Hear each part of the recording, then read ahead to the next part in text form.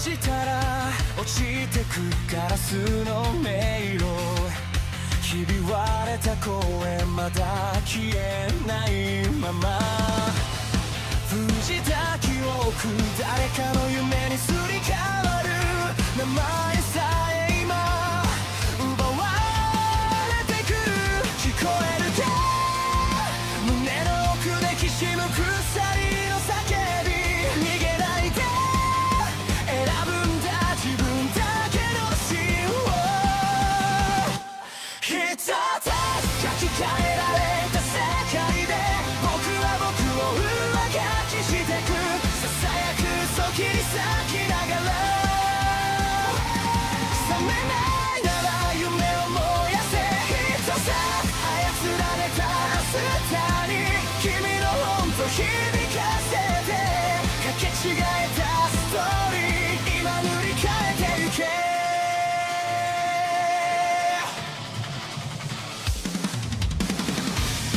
黒いタイピン運命に鼓動が刺さる笑うシステム感情を食らう震えた指でログアウト先を探してるでも君の手が確かにここにある忘れるな偽物でも選ぶ痛みはリアル奪えない願いだけが最後のパスワード一つ書き換えられた世界で僕は僕を上書きしてくささやく嘘切り裂きながら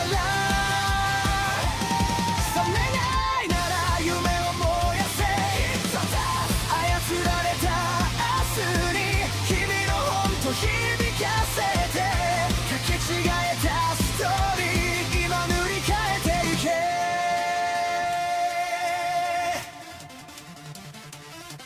必殺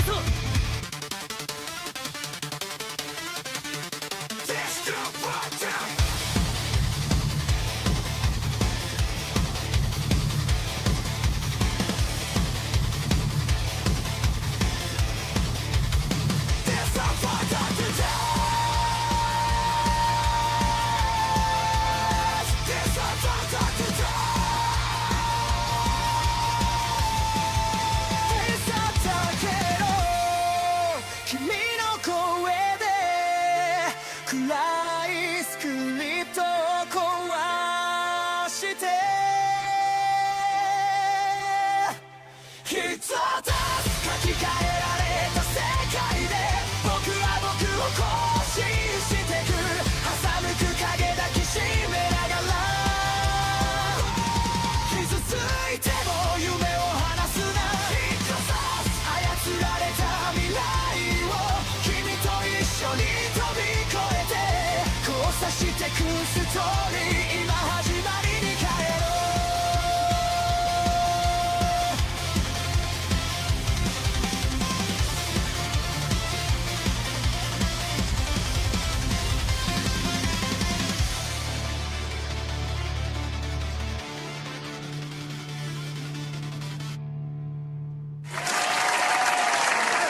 Look at all you beautiful bastards.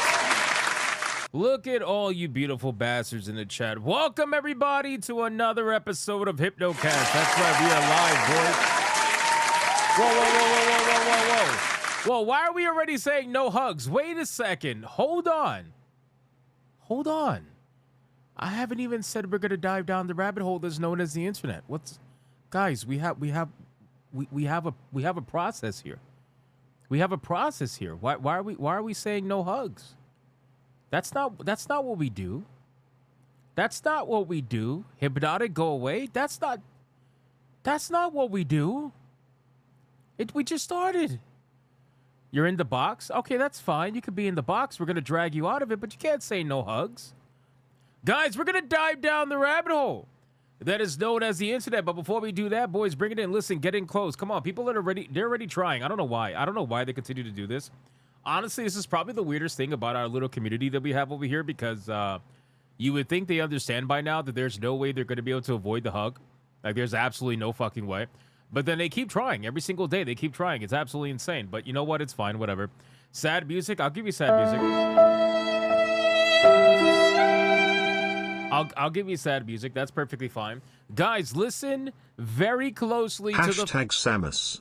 Tonight, for Hypnocast Fable Real, is Kotaku doing real journalism? Layoffs everywhere, everywhere. Will Chewie make an appearance? Will Scump save the day? Find out on Hypnocast. Do we have a fucking narrator now? Does this show have a narrator now? What? Why does this... Why do we have a narrator? I don't want to... When did we get a narrator?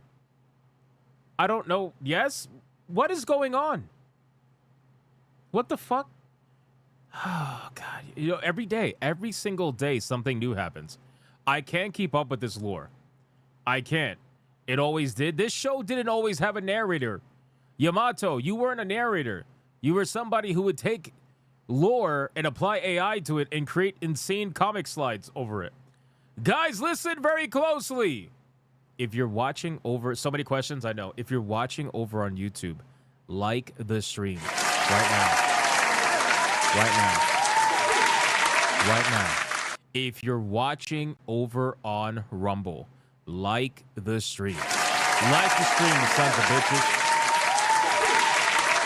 And if you're watching anywhere else, that's impossible, and you're probably going to be in the new Fable game because you're gay. You are gay! You know it's true. I don't make up the rules. Guys, let's do a mic check, please. Mic check, titty check, balls check. What are we checking? What are we checking today? Well, I could say that it's been pretty damn busy. I can say that we have been pretty busy. Today, we finally got to get back into Lego Batman, so that's cool. We're going to be playing that. We made a lot of progress today over on Griffcast for Lego Batman. We finished 007 First Light yesterday. That was pretty fun. What else did we do? We also beat Remnant. _Canal_of celebrates 15 months of membership. Oh, no. Osman, it is good to be back after some busy work. Now I can report the Hypno brand coffee and blow-up dolls are selling like hotcakes and the stacks are stacking. The Emperor protects all. Stop lying. We do not have a coffee company, and we goddamn sure don't have blow-up dolls. Oh, my God. Oh, my God. This is happening. This is happening. This is happening early. Stop it, Chewbacca. Scissors in the chat. Cut this fucking guy's hair. Cut his hair. We do not have a coffee company. Jesus, fuck. And we definitely do not sell blow-up dolls. Stop the lies. Your buddy, he is not my buddy. Do not believe anybody that tells you he's my buddy, okay? Because it's not true. It's not true. Colonel Ruff, thank you. I appreciate the 15 months. Frozen Dark, thank you for the 5. And Teacher Kodak, thank you for the 10, brother. I appreciate it. Guys, listen. We got a lot we got to check, boys. All right? This is going to be a very busy stream.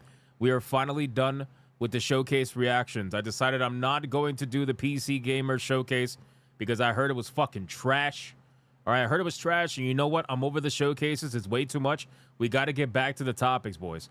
We got to get back to the topics. However, one of the topics today is going to be basically like watching a showcase, just not as long, because we're going to be going over the brand new Fable gameplay. We're going to go over the Fable gameplay, guys.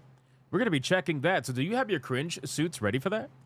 Do you have too many showcases all at once? Yeah, they wanted to blow their loads at each other all at the same time. It was like a massive orgy of fucking showcases. It was insane. It was insane. Everybody was just finishing on each other's faces. It was crazy. It's all slop. Thank you for not watching. Yeah, well, again, had it been in the beginning, I probably would have watched it, but I'm not, like, it's the last one, so I'm good. I'm going to skip that one. This can go very south very quickly. I mean, what else is new on this stream? Happens all the fucking time. All the time. #Samus. What? ウェッピーハムトゥデイ whatever HYPNO& チャ he と says is a アナザー lie. デーウェイ HYP Whatever NO ウィルアドミトハウ SCAMPUSS1 注意や she's ブディー lying. ス She's lying. She is lying out #Samus her first. ass. I think Asman need to remove that pride shirt. Was It's it actually a possessing pride him. shirt? I thought it was a Second, tie-dye I shirt. noticed there are a lot of clapping noises and Chewbacca. I don't Why know. is that? I don't know. And best not do PC showcase.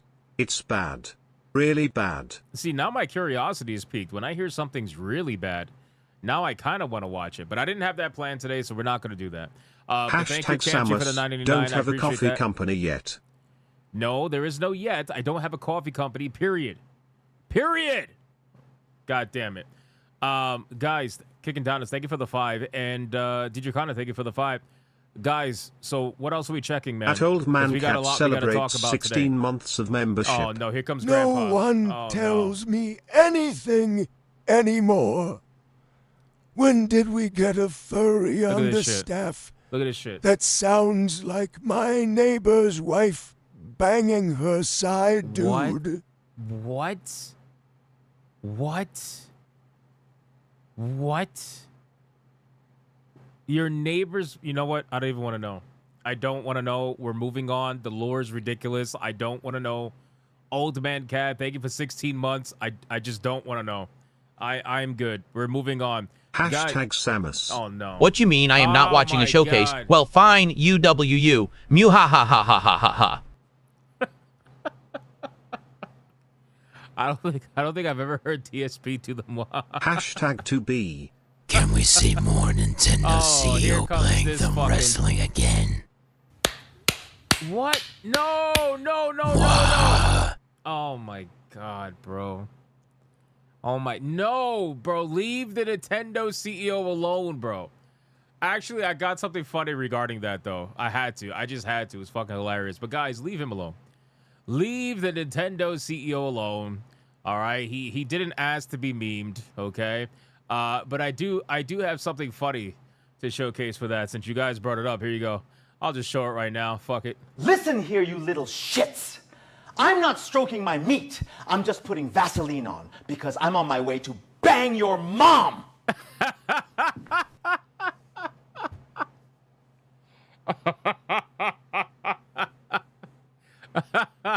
Yo, that was fucking amazing. At Old Man Cat. Oh, shit. What the fuck? King Demon Wig! What the fuck is happening on this stream, bro? That's insane, bro. I want to play this again. Hold on. Listen here, you little shits. I'm not stroking my meat. Why is this so realistic? Hashtag Samus. Is this what AI is Then why for? do we have record profits and requests for Hypno brand Esber, body What? pillows, cups, We bars, don't. and even dolls? Why We- is it dolls? I don't know. We do not have that. There are no records of that. Stop lying. Stop lying. Listen here, you little shits. Yeah, listen here, you little shit. I'm not stroking my meat. I'm just putting Vaseline on because I'm on my way to bang your mom. The smile at the end. The smile at the end is so good. It's so good, brother. Oh, I'm done, bro. I'm already done. We haven't even Hashtag gotten into 2B. the stream yet. Oh, this motherfucker, bro. We haven't even gotten into the stream. And look what's happening. Oh my god. Look what's happening already. Jesus, man. ESG scores are at their maximum. We're fully funded, man. Like the stream. What the fuck is going on, bro? Hashtag Samus. What the fuck I is want a going on? hypnotic plushie. I don't have a plushie. I don't have a plushie. I'm sorry. I'm sorry. All I have is this. This is all I have, guys.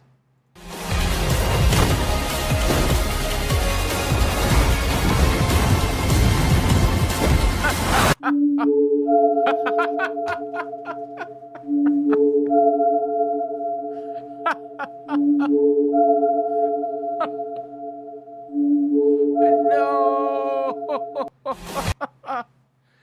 Yo, this the internet.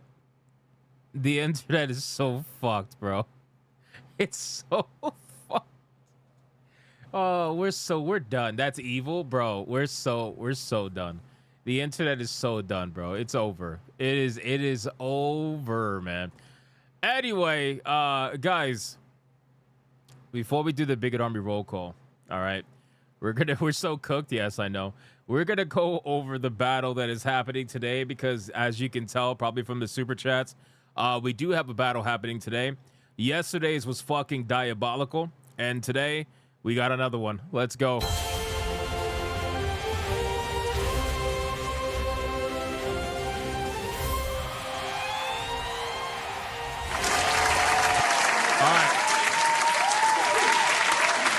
All right, listen up real quick, guys. So yesterday we had Bayonetta versus Tifa, and it was insane. It was absolutely insane. It was actually kind of shocking. Shout out to Democulus for putting up a fucking hell of a fight yesterday for Bayonetta, but Tifa did end up winning it out at the end of the day, and she has moved on to the quarterfinals. I'm sorry, I got corrected yesterday. Quarterfinals, whatever. Anyway, she has moved on to the quarterfinals. And she will be facing off against Felicia in the quarterfinals. So that's good. Good for you, Tifa fans. Now today, we got none other... It's the pretty-eyed man from Nintendo. What? Why does he want to thumb fight my mother? What? What the fuck? Jesus Christ, what are we doing, guys? Are we okay? We're not okay, are we? We're not okay. Guys, Samus... Stay around, Chewbacca. What the fuck? Is that King Demon? Wait, bro. Samus versus 2B. Jeez, I'm trying to say it, man. I'm trying to say it. Samus versus 2B. Well, in this case, 2B versus Samus, whatever. Doesn't really matter. But we got two legendary characters going up against each other right now today. This should be fairly interesting. I know people love both of these characters, so I really don't know which way this is going to go, but right now Samus is in the lead at $143.58. Hypnoblade. Oh, bro, I would absolutely do a Hypnoblade with Shift Up. I would let them make me into a character. That would be amazing. Samus at $143.58.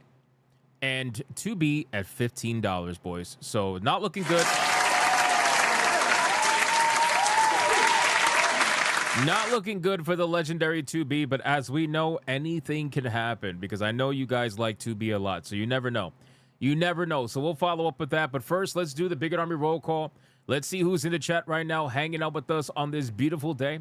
It is a glorious, glorious day. Let's see who do we got in the chat, man. Let me scroll up. We got... John D is in the chat. What's going on, brother? Setsuda Shadow is in the chat. Bugsy is in the chat. Dark Tanave is in the chat. Felstep is in the chat. We got Smexy, there you go, in the chat. We got Fourth Wall Guy. We got Bebop. We got Loco. We got Dark Tanave. We got D, Draconic. What's going on, man? We got John D, Matt Fun Cool, Dylan B, Time Bound Howler. We got Shinphil. We got Ron DFK with the hat. We got Bruce Fields. What's going on, man? We got Backbone WRX.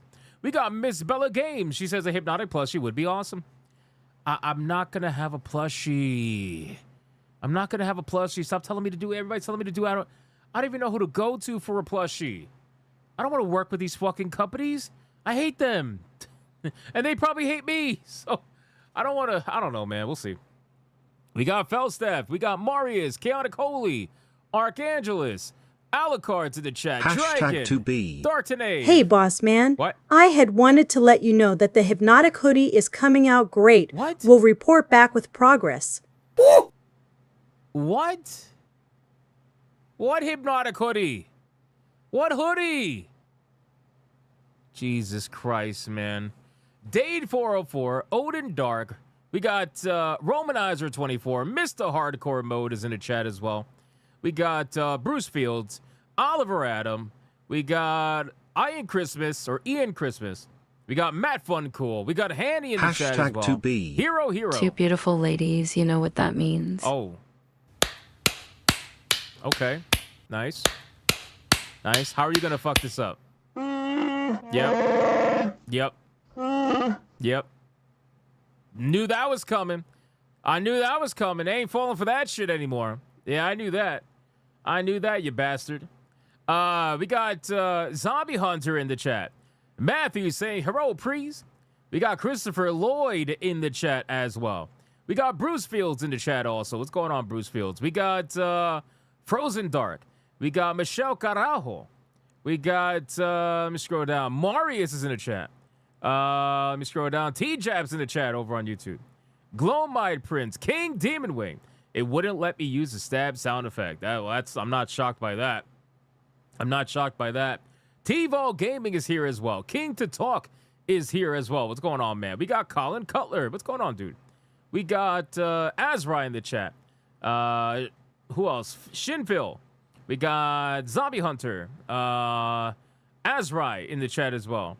Travis. What's going on, Travis? How you doing? Darkwind25 is in the chat also. All right, 4 more people. Then let's get on with the show, man. 4 more people. Who do we got? Let's check Rumble. We got Griffin of Might over on Rumble.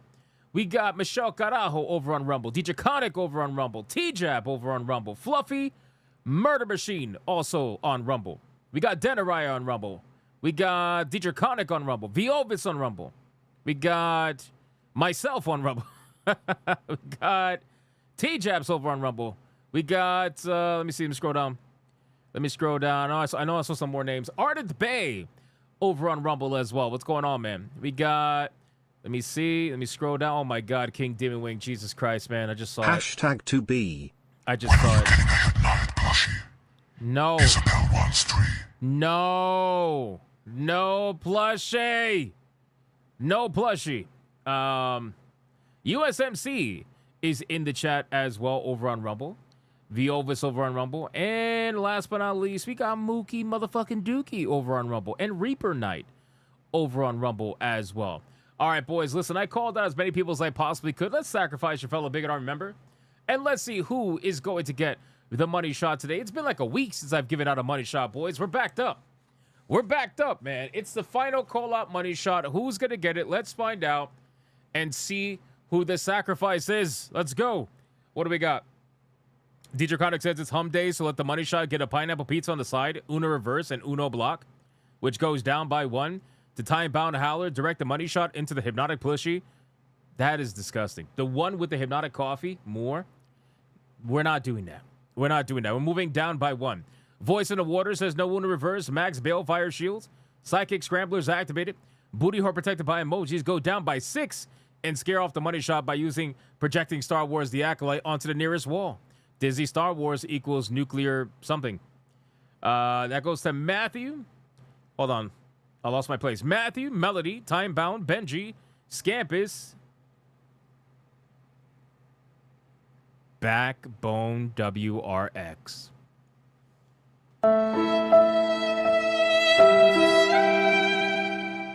Backbone WRX. He's literally screaming, no.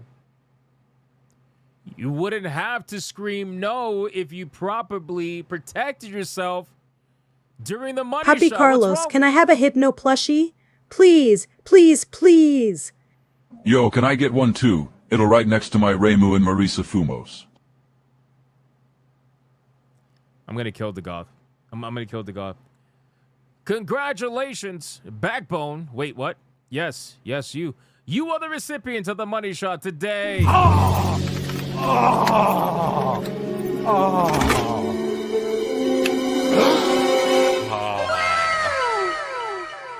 What the? Like the stream, guys. All right, man. Listen very closely, guys. We got a lot we got to talk about today, all right? We're going to be going through the entire nonsense related to the Fable gameplay showcase, okay? They actually released a Fable gameplay showcase, and there is some interesting changes that I think a lot of you guys would want to see. What's a money shot, by the way? What's a money shot? Google it. Google it. Not in public. Guys, we gotta go over this because it's so ironic, right? That Fable released this, this gameplay showcase with a whole bunch of changes that I want to point out. Not only that, Xbox, it was announced today. It's all over social media right now. It's going crazy. Xbox has announced that they're basically resetting the entire company. They are doing massive layoffs. This is not going to be any kind of small scale situation. Asha Sharma has admitted that she is essentially resetting the business. She's resetting the company. So at this point, Hashtag Samus. For all the people who Tall are in my comments, and equipped with iron cannons and A mega trunk. What? As for Kotaku, Hazaro Azi. What the fuck was that? I Did knew Sonya they have were a about to stroke? change something about that game when they show us the trailer on Xbox, something was not right. Something was not right. Something was not right. Dear Souls, thank you for the 5. And in terms of Mr. Melancholy, thank you for the 5. I don't know what happened. Sonya had a stroke. That was weird. Guys, so we got to go over that. She's apparently resetting the entire business, and it's interesting. Today I released a video about Xbox exclusivity, right? Kind of just having a discussion overall over everything, regarding exclusivity with Gears of War E-Day and Clockwork Revolution or whatever it's called. And boys, let me tell you, whoo-wee. I mean, I expected it. The purge of Microsoft employees is about to begin. Yes, it is. Yes, it is. I expected the Xbots, as they're called online. I believe they're called the Xbots. I expected them to be in my comments, but holy shit, did I not expect them to be flat out disingenuously gaslighting me in my comments, bro. On that video. #2B. This is not 2000s Xbox. Bring back DOA volleyball and Rumble Roses. I don't know if they're going to do that, Space Bucky. I don't know, man. Thank you for the $4.99. We get some votes for 2B. This will be interesting. I got some comments. I got some comments from Xbots. And my God, bro, they were like, because basically I was saying that Xbox is the lowest performing of the three, right? It's the lowest performing of the three between PlayStation, Nintendo, and Xbox. And that in terms of their own native platforms between PlayStation, Xbox, and Nintendo, they're the lowest. And that, their players have been trained not to buy games and stuff like that, right? So I had the Xbots, in my comments that were trying to tell me that that's not true, that I'm lying, by the way. And I even had somebody try to tell me that Xbox is the biggest platform. And they tried to say that Xbox has over 500 million active monthly users, whereas PlayStation only has 130 million active monthly users. And I thought to myself, 500 million? And where the fuck are you getting that number from, right? Because I know what the numbers are. I know what PlayStation's at, Nintendo's at, and Xbox is at. And I know what Steam is at, roughly. Although it's hard to tell with Steam because they keep it private. But we could guesstimate based on some of the stuff that we know. So I'm like, so how are they at 500 million monthly active users? So he was like, well, if you don't believe me, Google it. So I was like, okay. I'm going to Google it right now. How many monthly active users does Xbox have? This is why you can't take Wikipedia Warriors seriously or like Google Warriors seriously, right? So here's what happens when you Google this information. All right, I'm gonna show it to you right now. Let's just do it. Fuck it. Let's just have some fun. Do it right now. Xbox monthly active users in 2026. As of the latest data, Xbox has around 500 million active users. So I'm thinking to myself, wow, when did they gain like 370 million active users? When did that happen? Well, as I expected, I kind of already assumed what was why this number was existing the way that it was. I kind of assumed why it was what it was, but I wanted to check and see for myself to see if I was right. My assumption was that they were involving other platforms, and especially mobile, because you do have Xbox on mobile. They were adding all the platforms together and trying to say that there's 5. But listen to how they break it down. Listen to how they break this down, okay?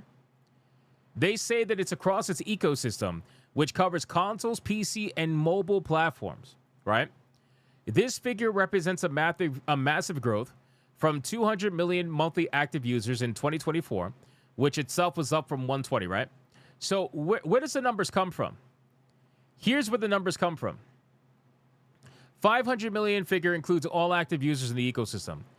But when we're specifically talking about only Xbox, which is what I've said so many times, right? This is why, like, when they gaslight me, I laugh at them because, like, brother, You know, in my video, I was talking just about Xbox, like the actual Xbox, right? Like the service on Xbox. That's what I'm talking about. 130, which is the number that I pretty much said before. 130 million monthly active users, specifically for online gaming. That is where that makes sense, right? That's the number that makes sense, right?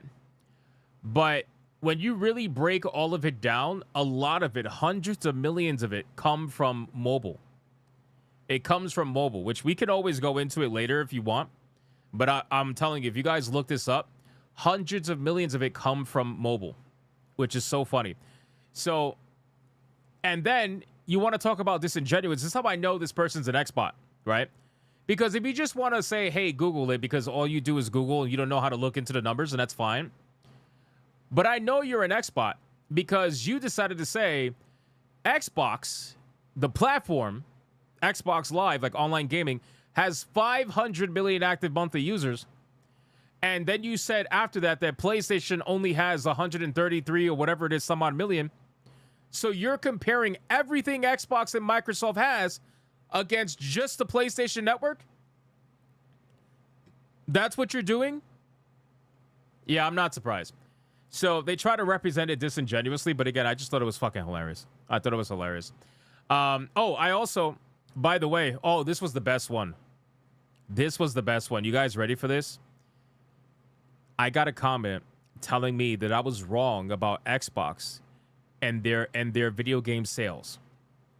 Mind you, in my video, I was talking about specifically Xbox native players not buying video games on their platform enough to support exclusivity. That's what I was talking about. I was saying that Xbox doesn't account for the majority of the sales that happen in console gaming. It's the lowest by a large margin. It's not even close. I had somebody tell me that, well, you're wrong. You're wrong, right? Xbox actually has equivalent sales to other platforms. And then he tried to say, if you look at the Xbox video games that they've released, you'll realize that they actually sell a large margin in comparison to the PlayStation first-party titles. Guys, who's going to tell him? Who's going to tell that guy? Who's going to tell that guy? Guys, he's trying to tell me that I was wrong about me saying that Xbox players don't buy video games enough to support exclusivity. And then he tried to say that the video games that he mentioned all did like crazy sales compared to PlayStation first-party titles. Guys, the video games that he's referencing, the majority of their sales happened on other platforms that wasn't on Xbox. The reason why those games have the sales that they do is because it was available on PlayStation and Steam.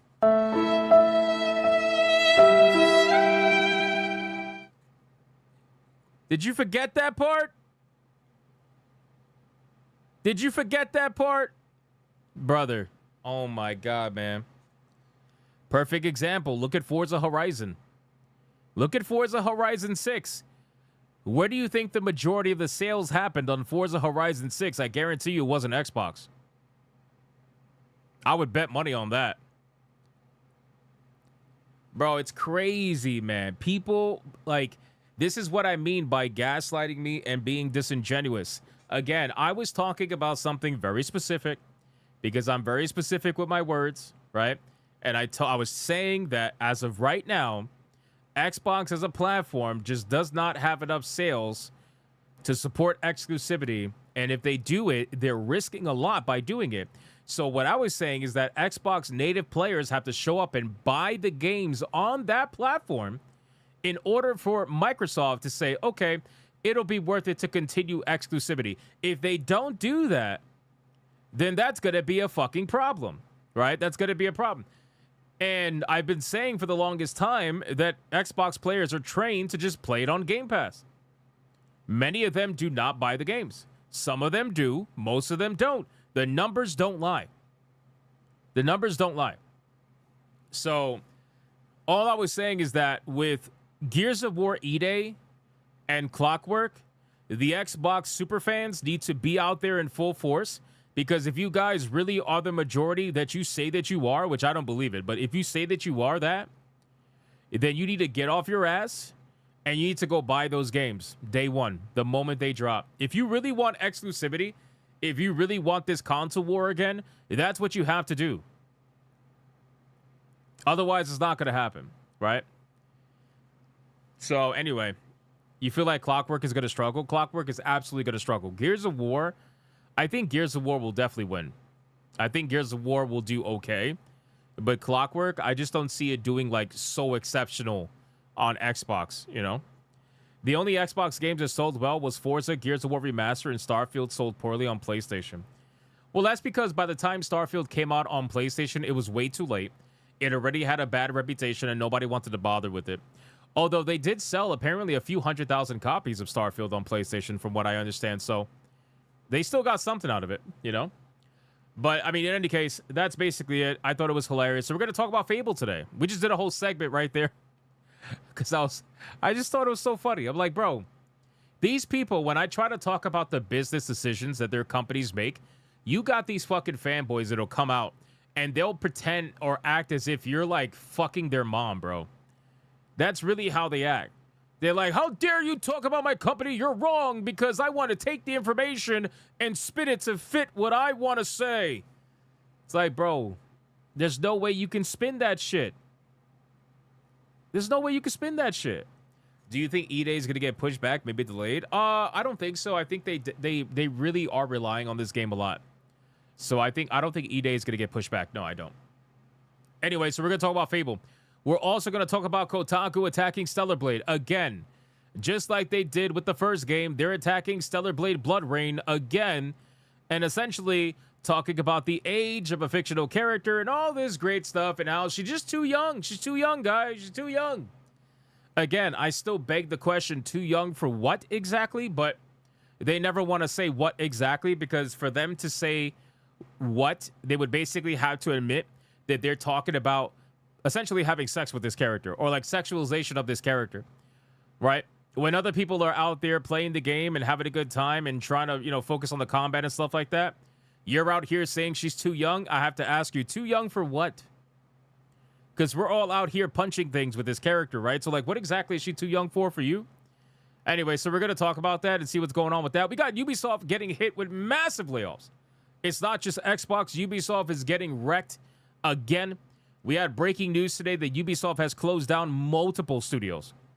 Multiple studios, guys. It is ugly. It is bad. So we're going to talk about that and see what's going on with that nonsense. And we got a bunch of other fast topics we could go over, like the 1666 Amsterdam developers apparently apologizing for getting caught using AI in their prologue demo. Got to talk about that. It's a whole bunch of nonsense going on, boys. Whole bunch of nonsense. Guys, let's do a membership train. We'll do the pre-stream legends, and we're going to get into the content. Boys, let's get on the train. I already saw a red boy over on Rumble. At Alice Lovely One celebrates 23 months of membership. Alice. Have a great show. Thank you. Thank you, Alice. I appreciate that. Thank you for 23 months. That's amazing. One more month. One more month, Alice. Guys, membership train. Get on the train, light this shit up, and let's begin, boys. We got a lot we got to cover. Get Ladies and gentlemen, drag 'em all by the cankles. aboard the membership Drag 'em by the cankles. Let's go. train. Get on the train. Lights up, first spark, first flame, name after name, rushing down the frame. Midnight code, Hypnocast alive, every little badge like a battle cry. I see the counter climbing, tick, tick, tick. Every ping's a promise we keep. From the lurkers hiding in the shadows to the ones who never sleep. Ride the membership train. You called him by hooker, holler, wow. Night unchained. Every gifted heart, every flashing name. We ascend on the membership train. Side by side, we're breaking the chain. Turn the screen to a burning campaign. From the first to the last, remember the name. We are Hypnocast. Archangelus with the membership. Membership train.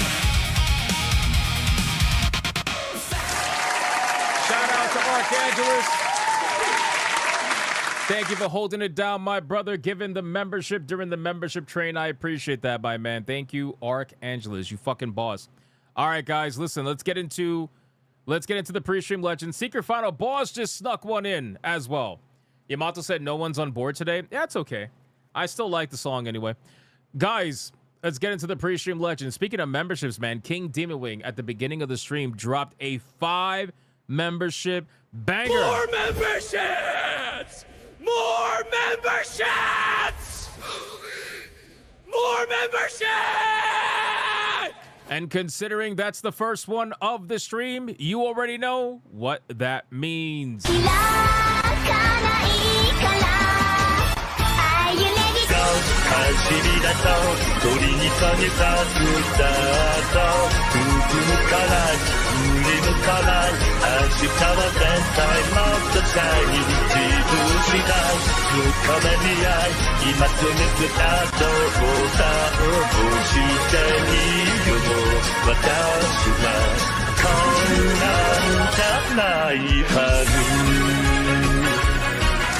That's right, boys. That's right. Shout out to King Dimwing. Thank you for the 5 memberships. I appreciate that, brother. And then we got a Kickin' Down that's dropping a membership on the stream as well. Thank you, my good man. I appreciate it. Deidre Connick with the 10 banger. I appreciate that. Voting for Samus like a boss. Colonel Ruv with 15 months of legendary status. I appreciate that. Frozen Dark with a 5 for 2B. We got Deidre Connick with a 5 for Samus. Camchi with a 989 for Samus. I appreciate that, guys. Kicking Donuts with a 5 for Samus. Old Man Cab being a grandpa.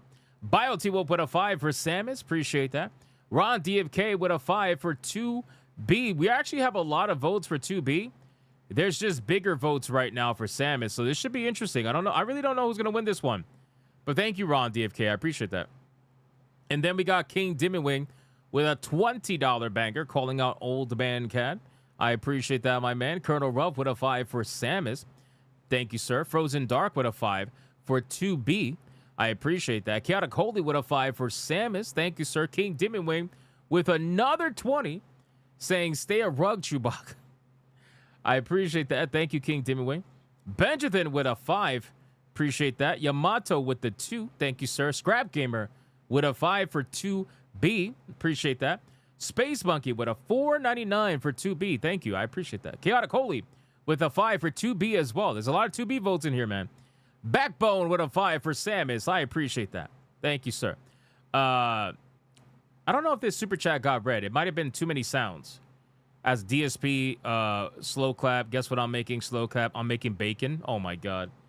Jesus Christ. Can you imagine if that was red? Holy shit. Backbone, thank you for the 5. Benjamin with the 5 as well. Thank you, sir. Camchi with a 189 for Samus. Thank you, sir. Mr. Melancholy with a 5 for Samus. Thank you. Adair Soto with a 5 as well. And then another 2 right after that. Thank you, sir. Space Monkey with a 4.99 for 2B. Frozen Dark with a 5 for 2B. Odin Dark with a 5 for Samus. Thank you, guys. Alice with the 23 months of legendary status. Thank you. I appreciate it. Archangelus with the membership and Secret Final Boss with the membership. Thank you, guys. You guys are legendary for holding down the membership train. I appreciate that. Now, over on Rumble, we only had one thing on Rumble, and that is King motherfucking Demon Wing. This guy held it down like an absolute fucking boss. King Demon Wing just dropped a $100 Red Boy Hyper Banger for Samus. We have ourselves a Red Boy Hyper Banger!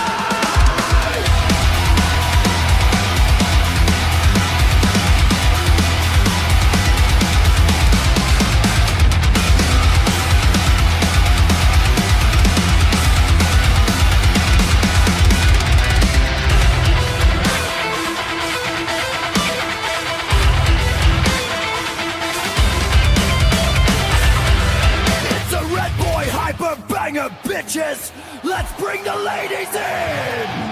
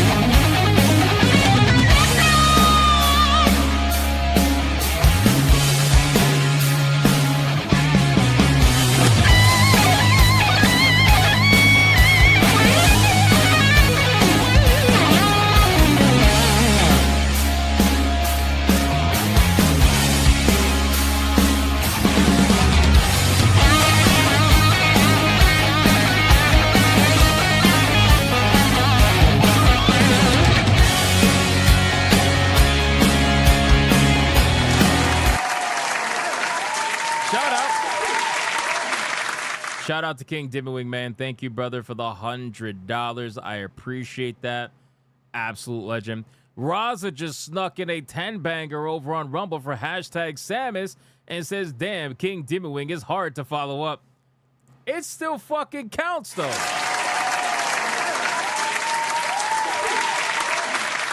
It still counts. Shout out to Raza for the 10-banger, throwing it towards Samus. I appreciate that.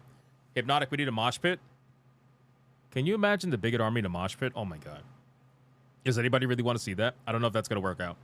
All right, guys, listen, we're fully caught up everywhere. Let's do gifted games. We're going to do gifted games, and then we're getting into the content, boys. We're going to start off with Fable. Get the ugly shit done right off the bat. Boys, let's do gifted games. What do we got, man? King Dimwing. Jesus Christ, brother. Oh, my God. King Dimwing. Gifted Forza Motorsport. Oh my God, bro. Wow. Hashtag 2B. Dude. Guess what I am making?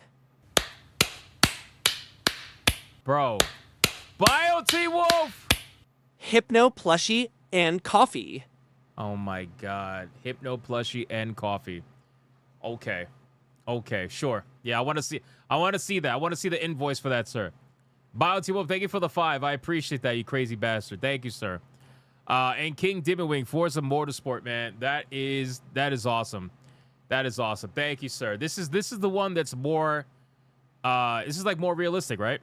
Is this the more like realistic Forza game? I'm pretty sure it is, right? Thank you, King Dimwing. Fucking legend. Unbelievable. It is the more realistic one? Okay.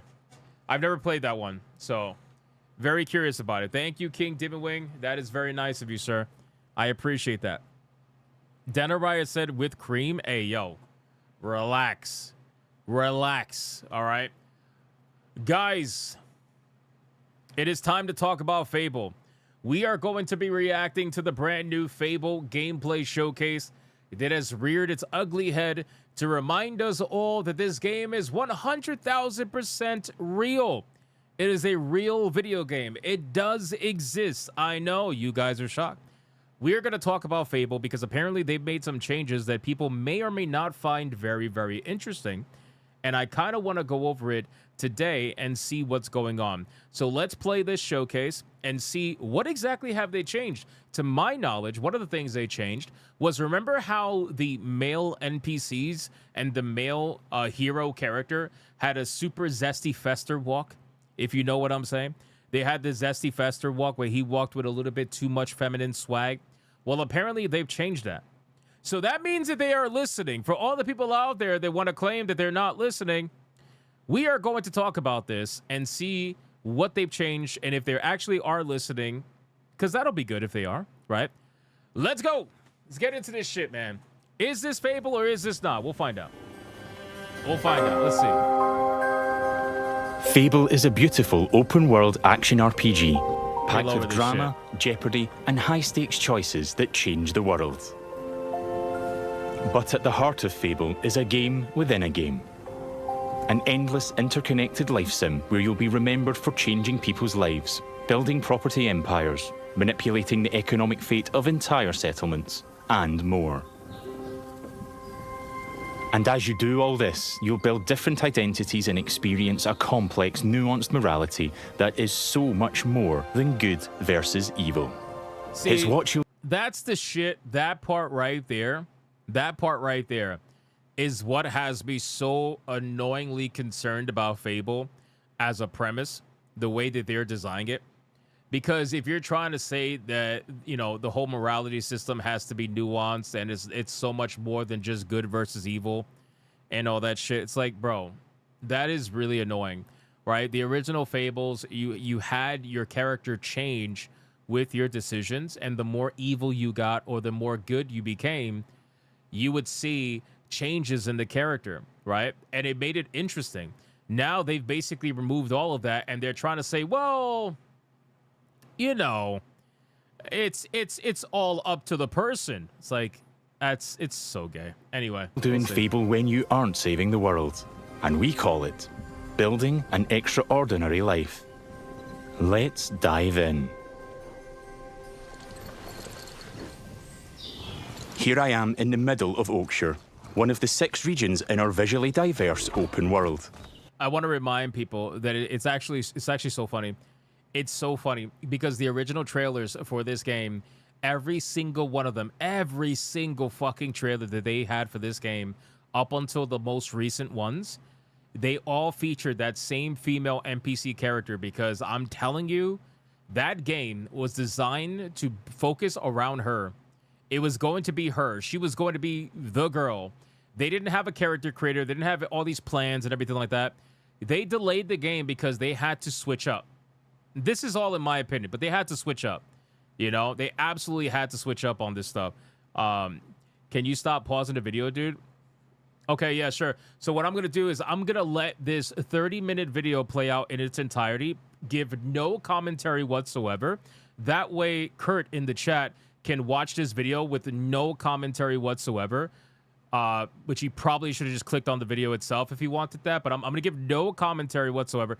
So that way, I can just get copyright striked, you know, and it's going to be great. It's going to be fantastic. It's characterized by Fucking beautiful genius. rolling hills and lush, colourful foliage, inspired by the British countryside. There are settlements of different sizes throughout the world, each with their own population, traits and landmarks. Albion is full of variety. It's amazing when people who aren't YouTubers tell others how to react to a video. It's a reaction, brother. Meaning we're going to break this down. We're going to see what we're looking at. We're going to talk about it. And we're going to inform people who may not know the full context of it. You understand? So if you want a video that's not going to be paused, there's a way to do that. It's called watching the original video. We can see one of those settlements up ahead. Silverbrook, a peaceful farming town and the largest settlement in Oakshire.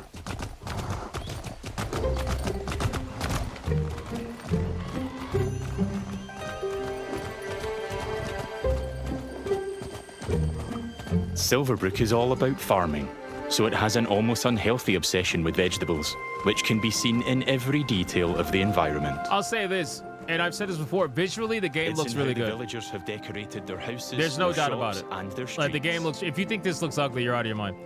The game definitely looks really They good. dress their scarecrows. It's what they do with the game, though, is what concerns me. I quickly run into the beating heart of Albion. Its people. Because you can have a pretty looking game. Over 1,000 handcrafted, fully voiced NPCs. Handcrafted Each one NPCs. with their own job, home, routine, relationships, and memory. None of these villagers are scripted dressing.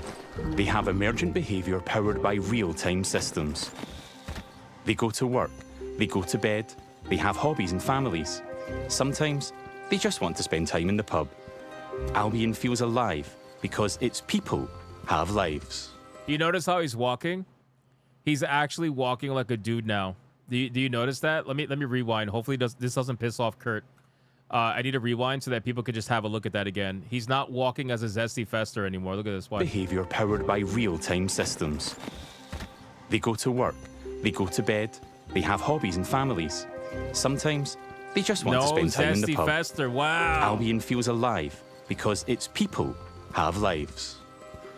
I've never been to Silverbrook, and because I've done nothing of note yet, Max the stable hand here is completely indifferent to me. Got a minute? What do you want then?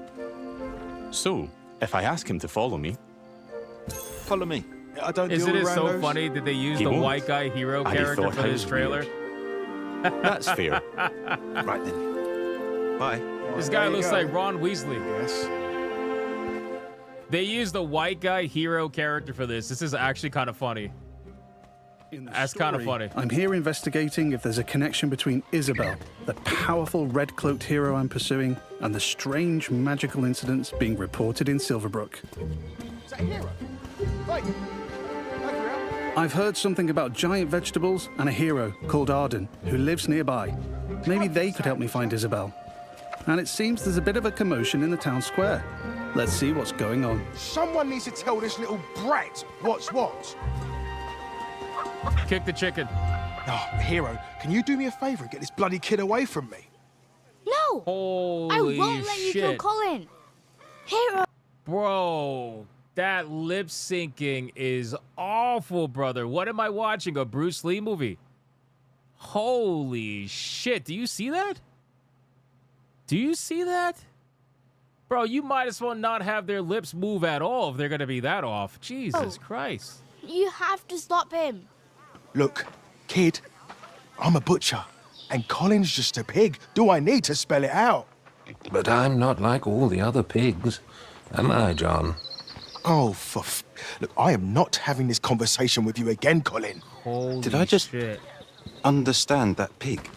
Oh, yeah, the novelty wears off after a bit, trust me. Colin's special. Please. We can eat something else at this little travel feast. Well done. People are expecting a hog roast, kid, and I've been preparing this pig for ages.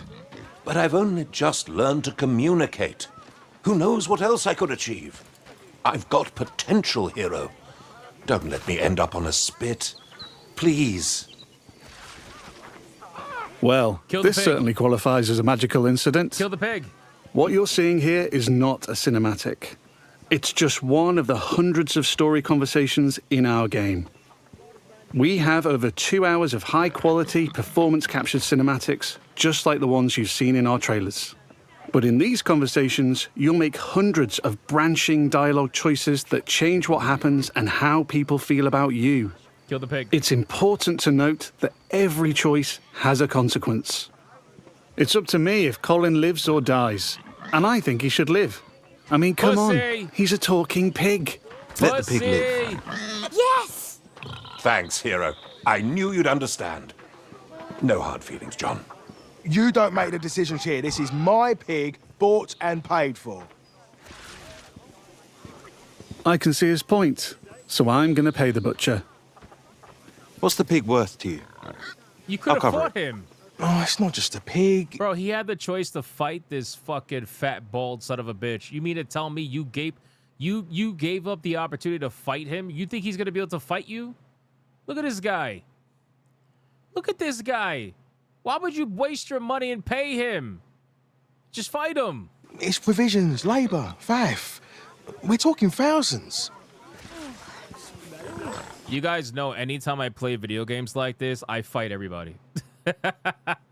I literally fight everybody. I try to kill as many people as I possibly can. Just literally cause chaos and fight everybody. 2,000 gold. That seems pretty steep. 2,000 gold? Get out of here, bro. All right, Colin's worth it. Here. This should cover your expenses. Okay, Fine. give him the money. Those and rumours then kill about him Dave's later. veg better be true. Feast going vegan this year. Hero! You saved Colin. Mum gave me these, but I think you deserve them more. Thanks. Maybe you could help me back. The guild sent me. There's been reports of strange things happening around here. Like what? Who's in charge around here? And where's Arden, the hero? Arden doesn't really come around here anymore. You should try the sheriff. His office is nearby. Come on, Colin. Let's go. I've spared Colin's life. I've also gained reputations as virtuous and shrewd. In Fable, every action generates local reputation. You'll eventually be known for the reputations you build, and everyone will judge you on their own moral terms, often directly. Nice way. And this is at the center of our complex, nuanced take on morality, evolving beyond just right and wrong. It reflects real life, where morality is multifaceted and subjective. Oh my fucking god, bro. Oh my god.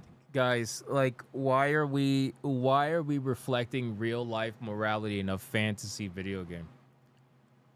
It's a fantasy video game, bro.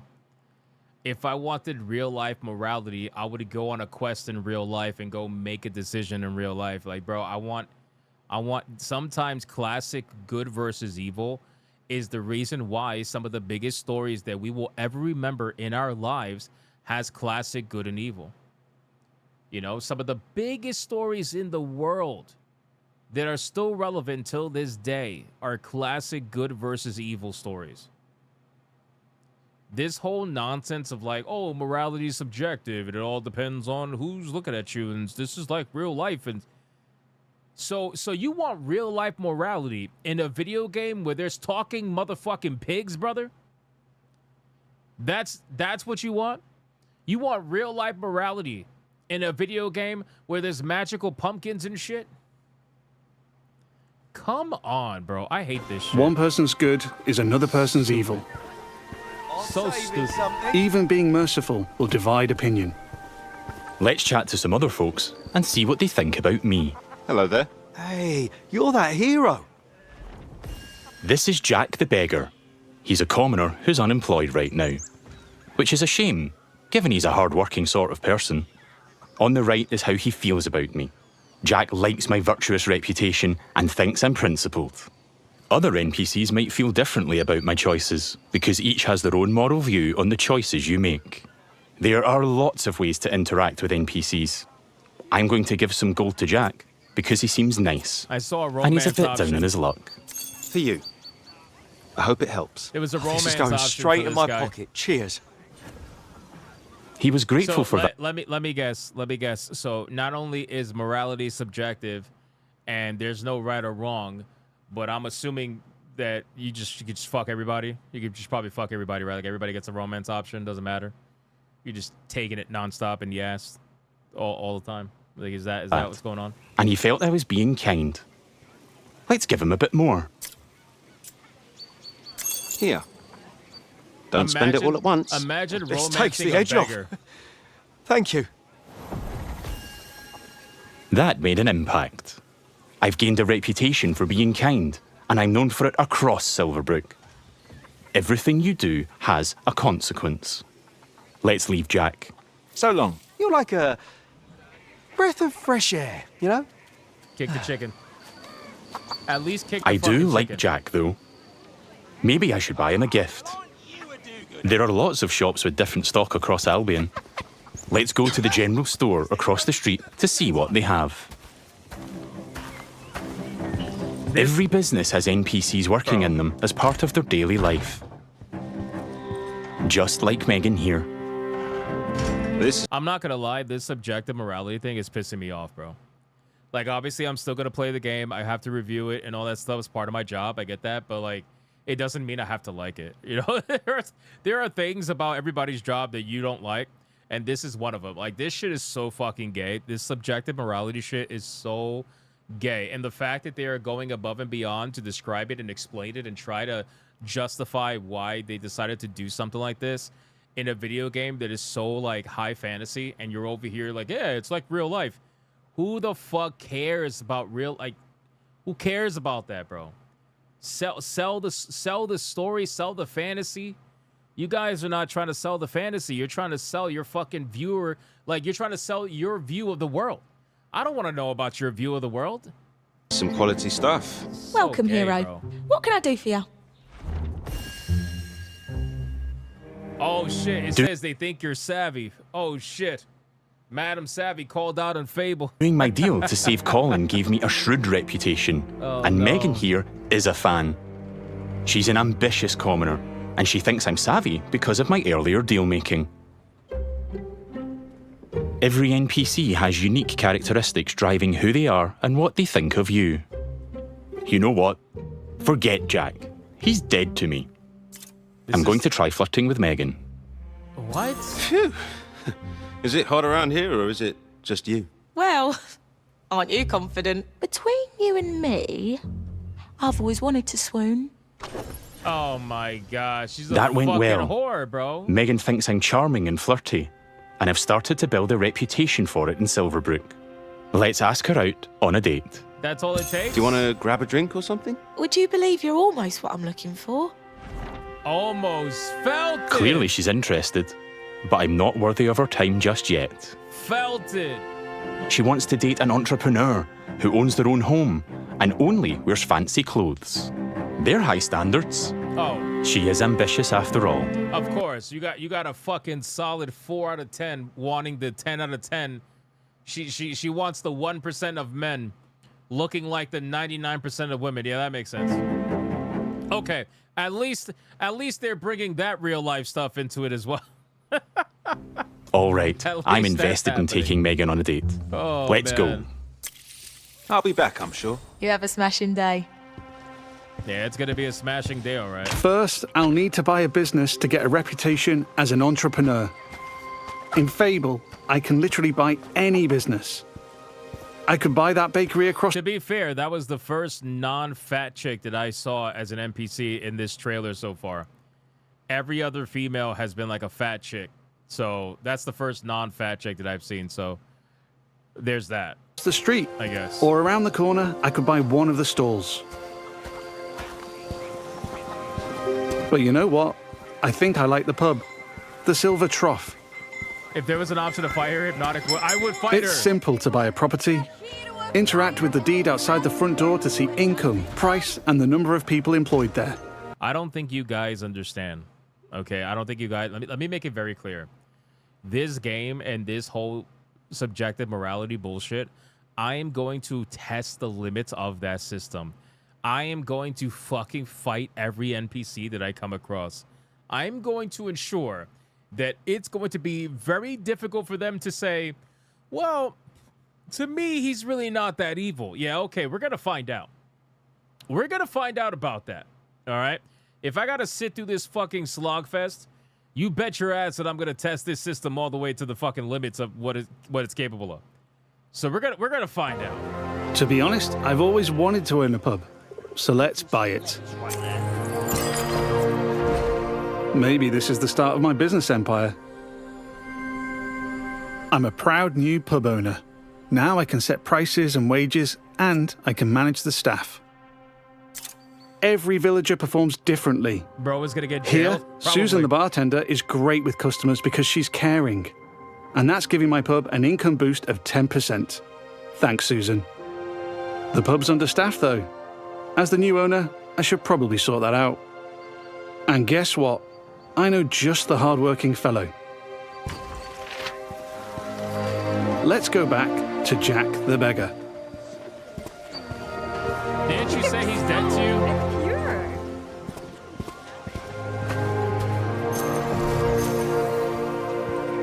I've also gained reputations as an entrepreneur and as rich because I bought the pub and it cost me a ton of gold.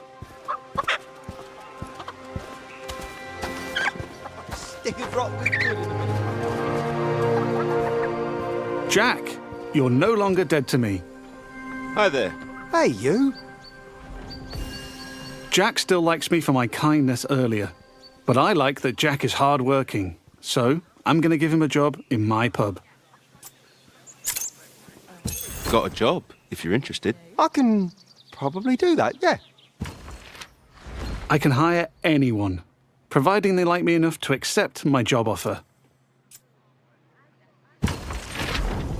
Great.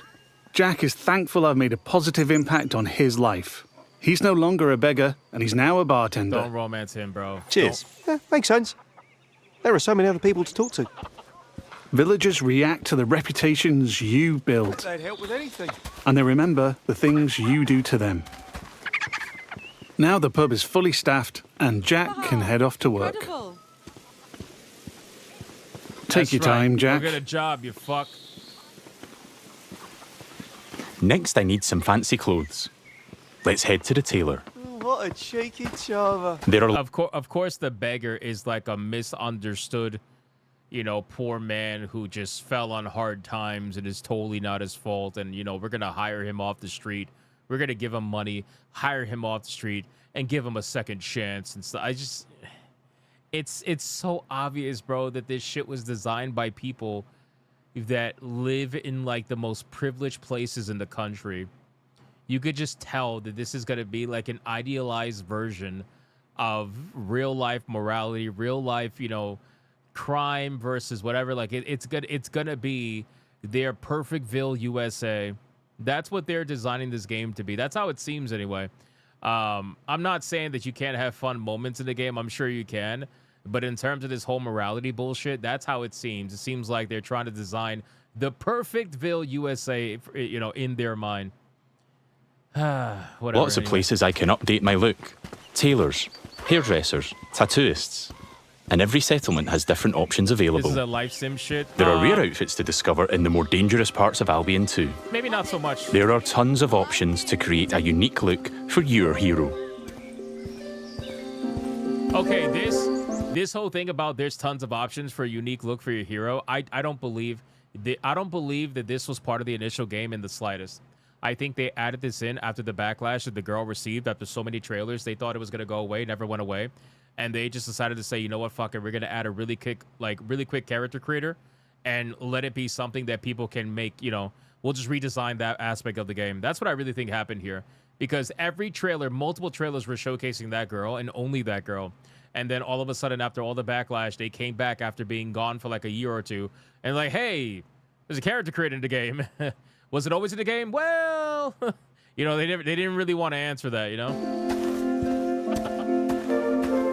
This is gonna save the initial impression of the game for a lot of people by allowing you to make your own character, but I don't think it's that in depth. To be This place looks fancy. Let's head inside.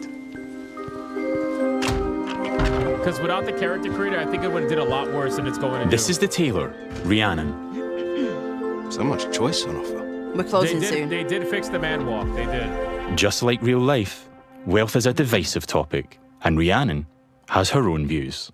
In stark contrast to the ambitious Megan, she's very much not a fan of rich entrepreneurs. Oh, she's a and eat she the thinks rich. I'm out of touch. She's a eat the Which rich makes kind of sense, person. given she's humble. Let's have a look at what she's selling. Fancy clothes, hopefully. Can I see your stuff? Don't waste my time. Wait, so disliking the rich makes you humble? The fuck? Bro, the worldview of these people is Rhiannon's crazy. jacking up the prices by 80% just for me. Looking closer reveals why. What? Jacking up the price because they dislike you? How the fuck is that allowed? That's just how much she hates me. This is just one example of where your choices ripple through all the interconnected systems. Wait, so let me understand. Let me understand. This bitch is supposedly humble, but she's gonna jack up the price to someone who's rich to take advantage of them and charge double the amount of money and profit all that money. So she hates the rich, but she's willing to take their money and charge them double because she hates them so. What the fuck am I? I'm literally listening to the ideology of a Silicon Valley employee. A fucking communist 19-year-old girl named Emily in some fucking office in Silicon Valley in a safe space that she can't hear the outside world while she pretends to work on her laptop. Like, this is what I'm hearing right. What is this shit? And here I've got her character customizer. I'm free at any time to find a wardrobe and change a bunch of different things about myself. I'm telling you right now, if this girl tries to charge me more in this game, I will find a way to kill her in Minecraft. Okay, in Minecraft, YouTube. I can change my skin tone, body, head, hair, and lots more. I'll rob the fucking store. In the tailor, I can only buy clothes. I'll show you humble. I will invite BLM to your store, and they will make sure that place is fucking emptied out within 10 minutes. But there's over 120 different shops in Albion, each with their own stock and items to buy. Let's finish my outfit with some fancy shoes.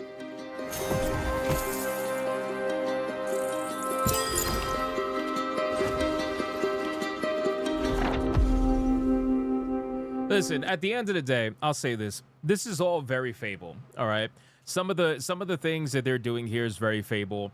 But the problem is the ideology that's surrounding it and the way that they're shaping it, it feels so inorganic. It feels very different from the previous Fables, especially when you start introducing this whole subjective morality bullshit. It really just starts to not feel the way that the previous Fables did. So even though they have a mechanic like this where somebody hates you, so they want to screw you over, whatever, it's fine. Like I could appreciate the concept, but this woman literally hates you because you're rich and you're an entrepreneur. So you hate people. How the fuck do you... Guys, think about it. I want you to understand, how does this make sense? How do you hate somebody who's an entrepreneur, but then I'm assuming this is her store? So she's running her own store, which means she's running her own business. So she herself is also an entrepreneur. Unless she's just a worker in the store, then that's something different. But once you start like asking questions, you're like, wait, it's like this doesn't make sense, you know? Anyway, the business mechanic was in the last game and that game failed. Again, I don't mind the mechanic. It's just I'm talking about the reasons that she dislikes you, and then comparing it to herself. It literally says Rhiannon the tailor. So this is the tailoring shop. I'm assuming she's the one that owns it. She's literally an entrepreneur. Does she hate herself? Probably. She's probably self-hating, most likely. See you, Rhiannon. Take care. Yeah, all right. We don't get on, but it's been a pleasure. That's right. Now I'm really looking the part. She took Let's your check on my fucking money. relationship with Megan. She took your money. At any time, I can dip into property and people screens to track my loved ones, of which there could be many, because I can have relationships with everyone in Albion if I like. It would just take a while. What? While I'm here, I can see the reputation. Did they just confirm you could fuck every NPC in the game? Oh my god, brother. Holy shit. You realize when you make every character fuckable, it becomes a little bit mundane, right? Like, is that what they said? Of which there could be many, because I can have relationships with everyone in Albion if I like. Holy shit, bro. Holy shit. You can fuck it. Yeah, it's a polyamory simulator. You can fuck every character in this game. That's insanity, bro. It would just take a while. While I'm here, I can see the reputation cloud on the right. It shows me what I'm known for in Silverbrook. As an entrepreneur, rich, kind, shrewd, and virtuous. To be fair, I never really cared about the romance options in the previous Fables. I really don't partake in that stuff. Even in some of the other video games that I played with like Mass Effect and shit like that, unless it was something that was important to the story, I never really cared too much about that. But I know there's people out there that do. For those of you that do, you're going to have a lot of NPCs to fuck around with. Maybe even the pig, too. I mean, he does talk. You might be able to fuck the pig. On a single moral scale, these reputations would be seen the same way, as absolutely good or evil. However, as we've seen with Megan and Rhiannon, Fable's morality reflects the complexity of judgment we see in the world today, where everyone has their own moral view. I don't want that. The last thing left for Megan is to own a home. I never understand why they keep saying, oh, this is going to reflect the world we live in today. Brother, we're in a fantasy game. I want to escape the world that we live in today, and I want to go into a world that's not the world that we live in today. You understand? Because at this point, if you're going to try to reflect the world that we live in today, you might as well just have all the other bullshit in there as well. You might as well just put all that in there as well. I'm a bit short on cash, though, seeing as I paid a fortune to save Colin and bought a pub. But since I've bought it, I've been earning passive income. So let's swing by to collect it. The people of Silverbrook all have their own nuanced, subjective view of who I am and what they think of me. But if I don't like my reputations in Silverbrook, I can pay the town crier to change them. I give them gold, a lot of gold, and they spread a new reputation for me.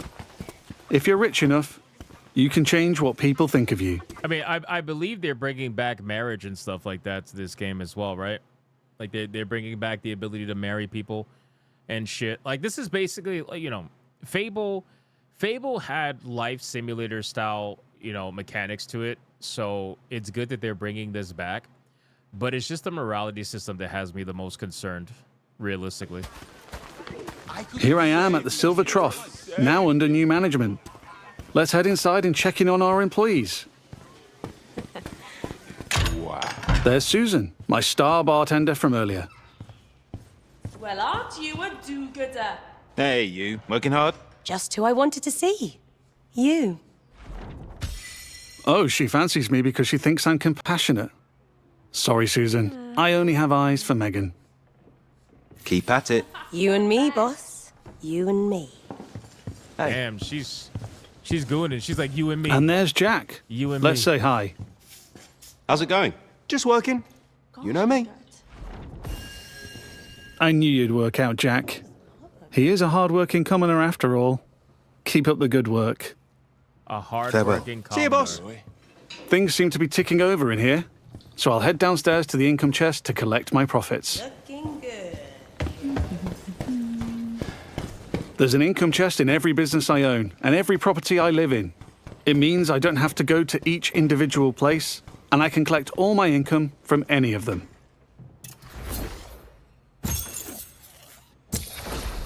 I've got a decent amount of gold now. Time to pick off the last thing on Megan's list. Owning my own property in Silverbrook.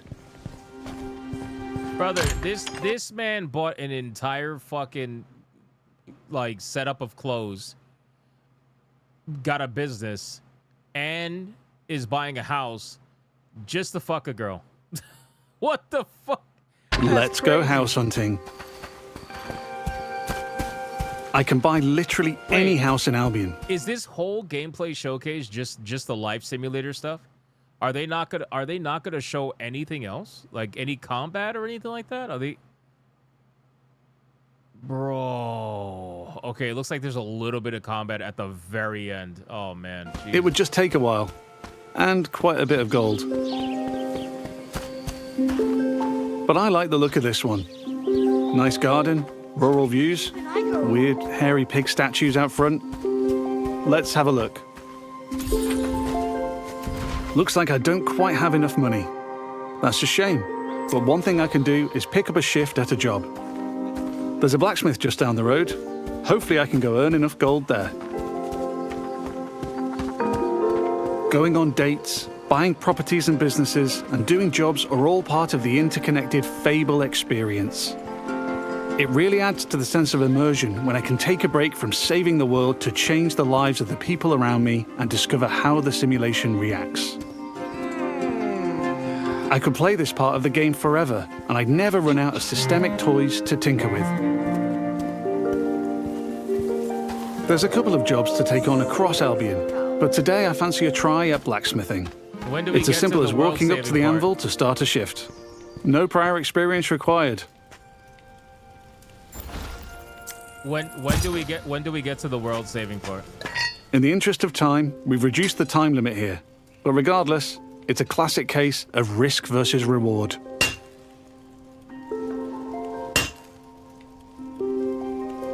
I'm constantly having to balance speed versus precision, while trying to earn as much as I can.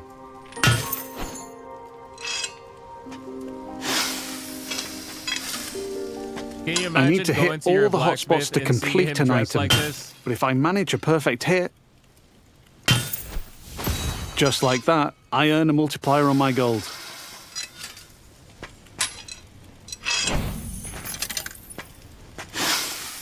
I do like the blacksmithing. I think That's a cool. successful shift completed. Reminds me of KCD. I can return to the blacksmith anytime to earn more gold and gain blacksmithing experience while building my reputation. Yeah, Monkey Man, it's going to take longer to do it in the game, and it's also going to give you less gold.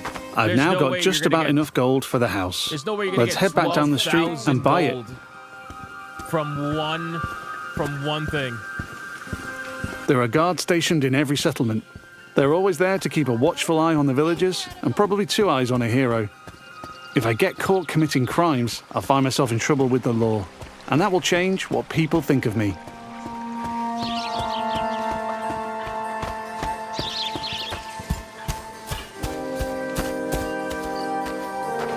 We're back. Let's buy the house. Yeah, that's true, Jack Rat. That's true. Now I'm the owner, I can hike up the rent or even make it free if I'm feeling charitable. I can manage my tenants too. I can let them stay and keep collecting the rental income, but I want to move in myself. You like that, right? He was like, I can charge rent or I can make it free if I'm feeling charitable. You know, if I'm feeling a little socialist, we could make it a little free, you know, give it out to the public kind of a thing. You know what I'm saying? You know what I'm saying? Which gives me the choice to just chuck them out on the street or be nice and give them a bit of gold to leave. And if I chuck them out, that would cause me to be known as heartless. And I'm trying to be nice right now in case I ruin things with Megan.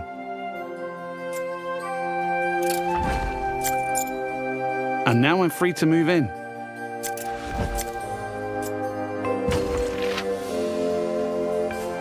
Let's look around. Home sweet home. I can buy any house in Albion, and while this one lacks some square footage, there are huge houses, even mansions I can buy throughout the game. Looks like the tenants left some stuff behind. Awful fans, apparently. Wherever I live, I have access to my income chest and wardrobe, so I can collect all my gold and change my appearance whenever I like. Yo, get this kid out of my fucking That was the yard. last Whose kid thing is on this? Megan's list. Let's head back to the general store. Fable has a dynamic time of day that changes what people are doing throughout their routine. It's still the afternoon, so hopefully Megan is still working. He still has If I'm not too late, kicked the she'll be chicken. back home in bed.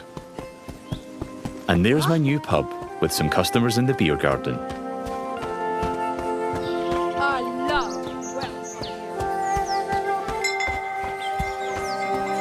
Now we're back at the general store. Let's find Megan.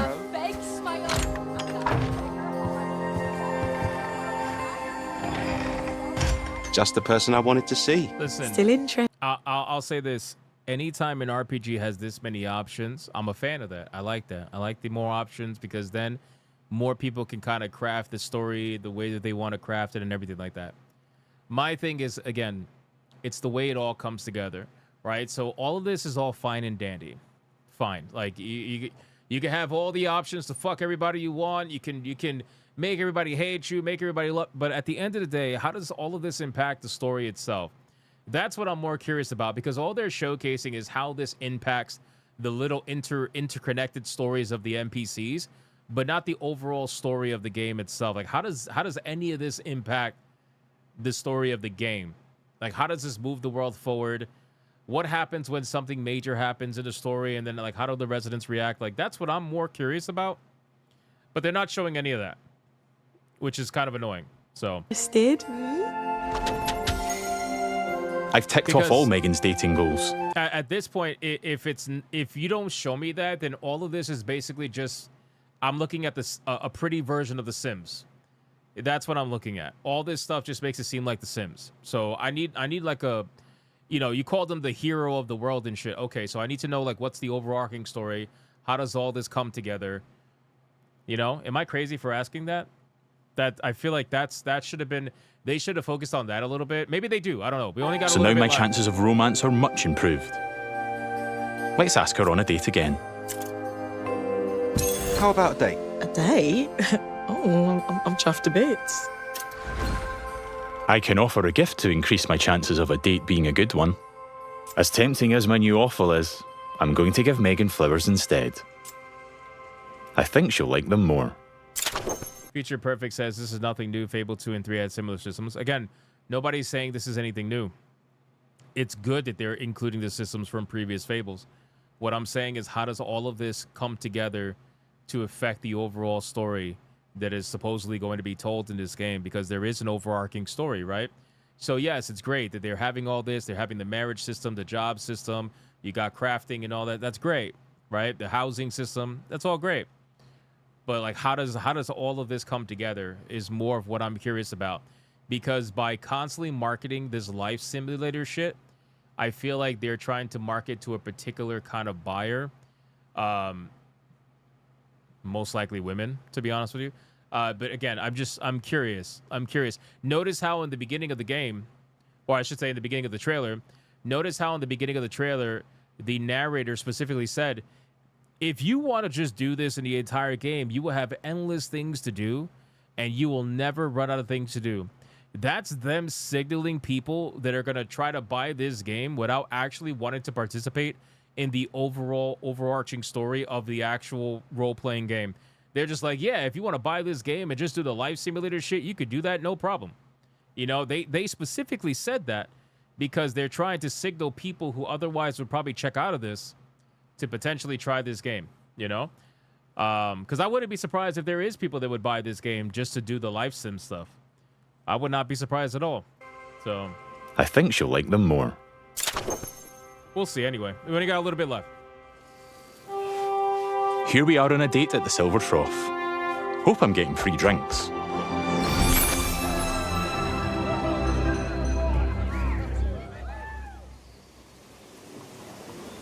Looks like it went well. That was quite the date, hero. Fable never had a good plot, so that means that we can't try to have a good plot now. You might think that. But so that means we can't have a good plot now. We might as well just forego the plot. Fuck it, just throw it out the window.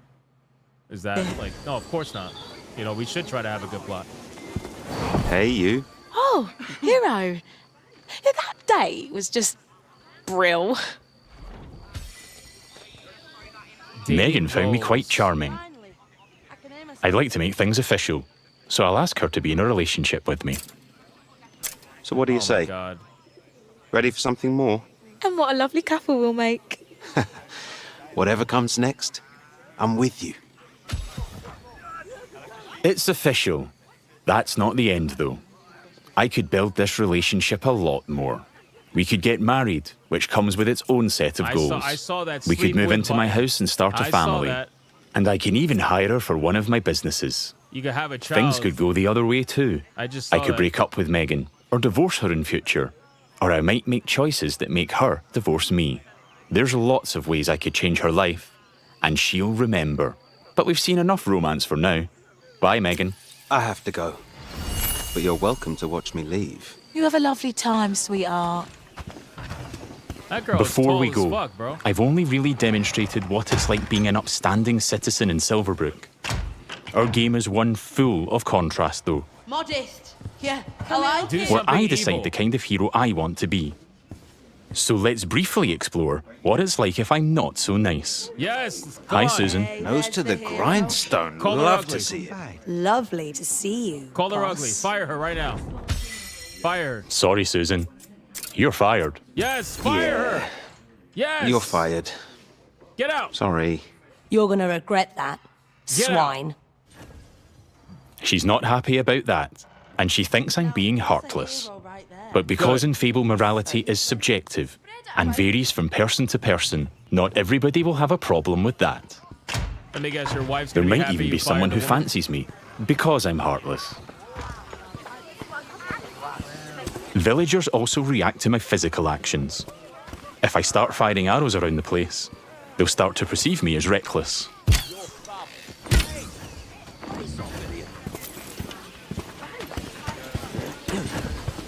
I can even take pot shots at the locals if I want.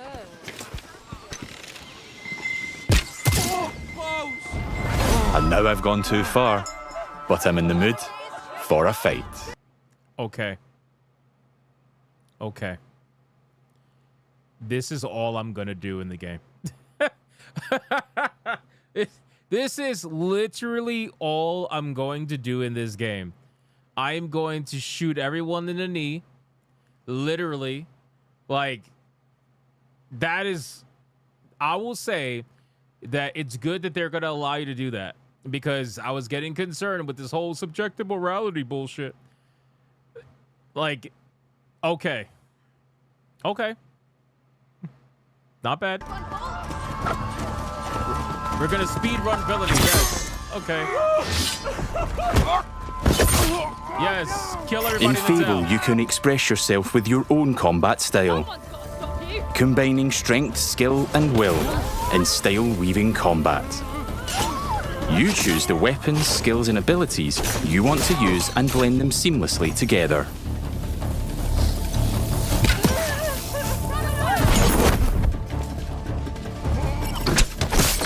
Damn, straight up murdered him.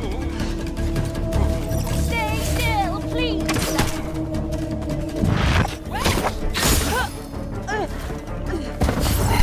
Do I kill the wife? Wait, he can throw a fireball? That's crazy. I didn't see that he had a fireball spell. That was cool.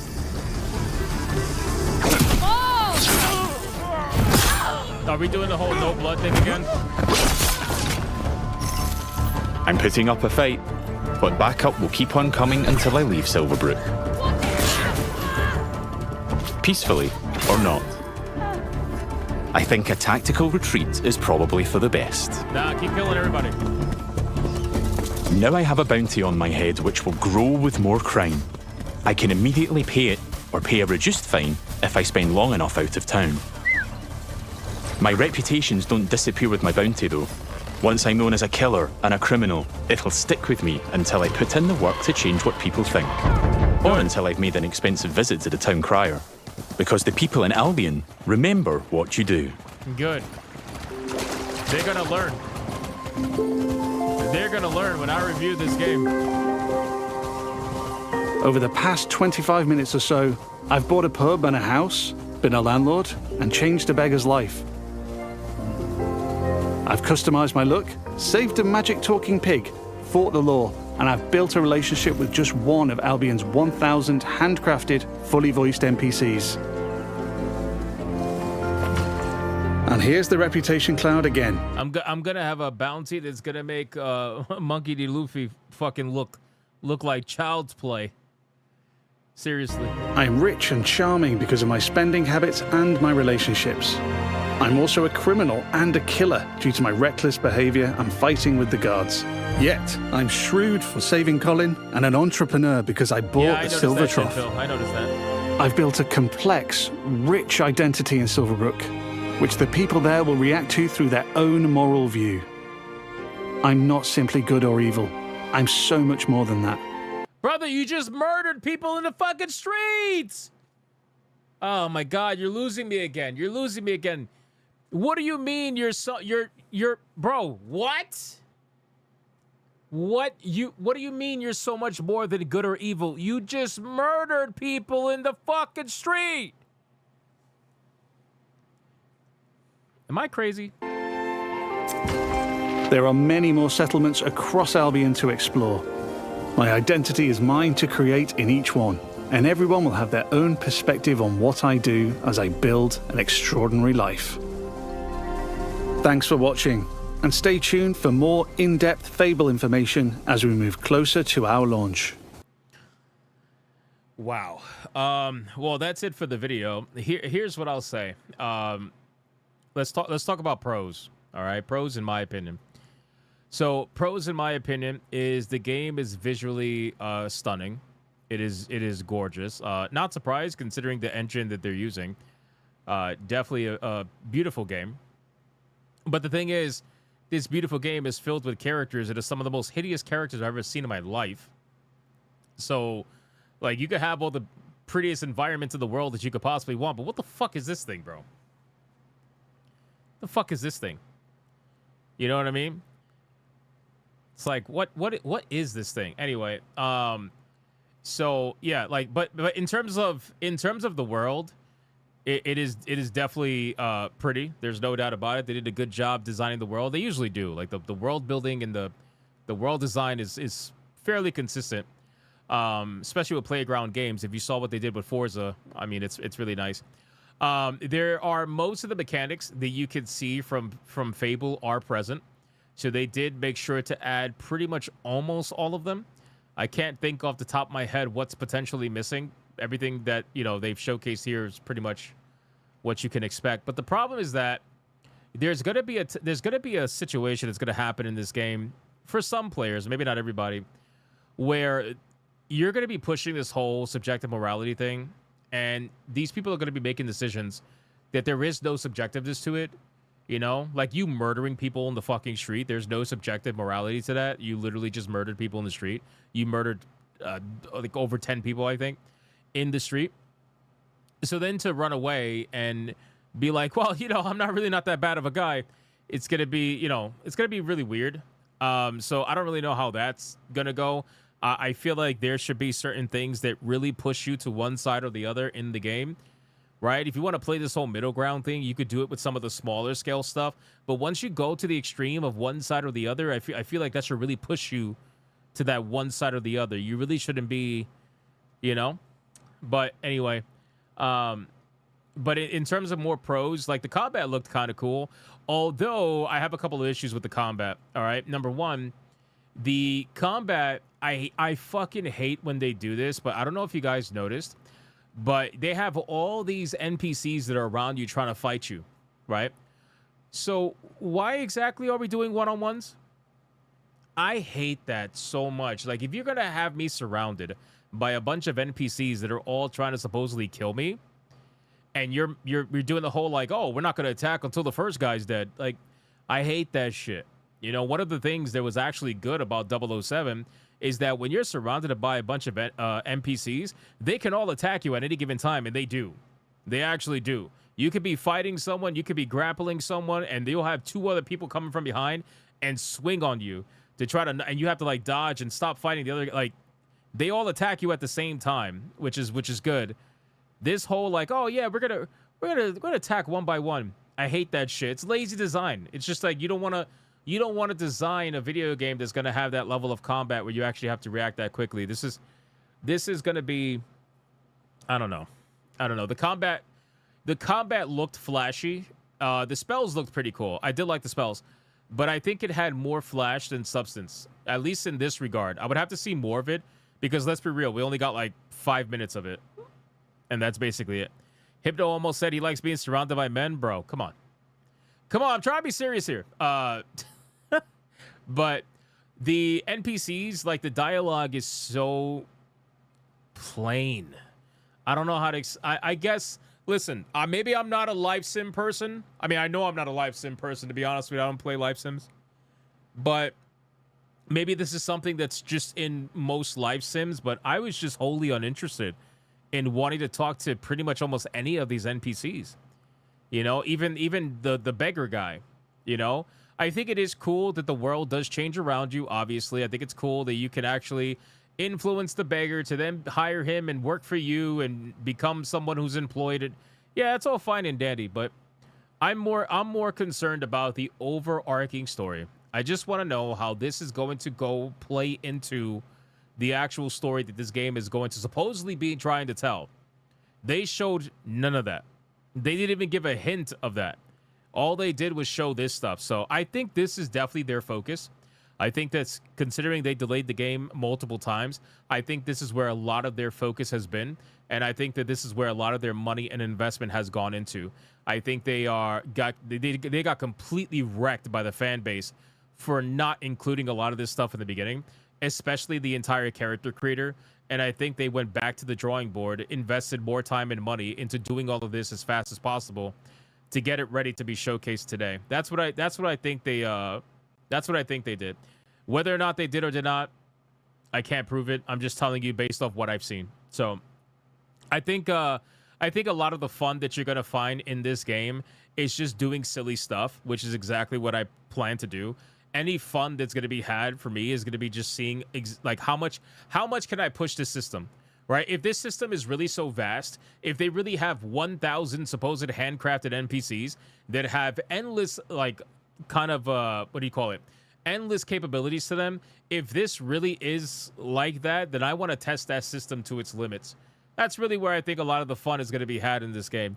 So, you know, again, me personally, if I wasn't a streamer or reviewer, I would definitely wait on this. Other people could do what they want to do. I would wait on it personally because I just haven't seen enough to make me want to go, yep, I want to spend fucking... Guys, they're charging $100 for 5-day early access for this game. $100, $99.99 for this game, for early access, deluxe edition, and all that stuff. Crazy, bro. It's absolutely insane. So I don't know. We'll see how it goes, but that's basically it, boys. It's Fable. At least it's real. At least it's real and it's not fake. Because again, a lot of people, myself included, were questioning if we're even going to see this game at any point. And I think that considering how much Xbox has been talking about it, I think they're really relying on this game. This is one of their games that they're banking on that's going to bring back Xbox to its little glory days. But whether that actually happens or not, I don't know. Yeah, it's $100 for a deluxe edition. But that, again, just to be clear, that's a deluxe edition. That's not the normal edition. Okay, I don't want people to be like, "Oh my God, he said it's $100 for the regular." No, it's $100 for the deluxe. That's Microsoft for you. They have been, they have feature perfect. Exactly. They definitely have. Yo, Game Pass this? Yeah, I won't blame you if you did. Doesn't it come out during GTA 6 release time? No. So they delayed it. It's coming out February 27th or something like that. So yeah, they delayed it though. Okay, I'm gonna resume the TTS, and then we got more topics we got to go over. Here we go. Let's do it. What do we got? What do we got? At least the M character is walking like a grown man now.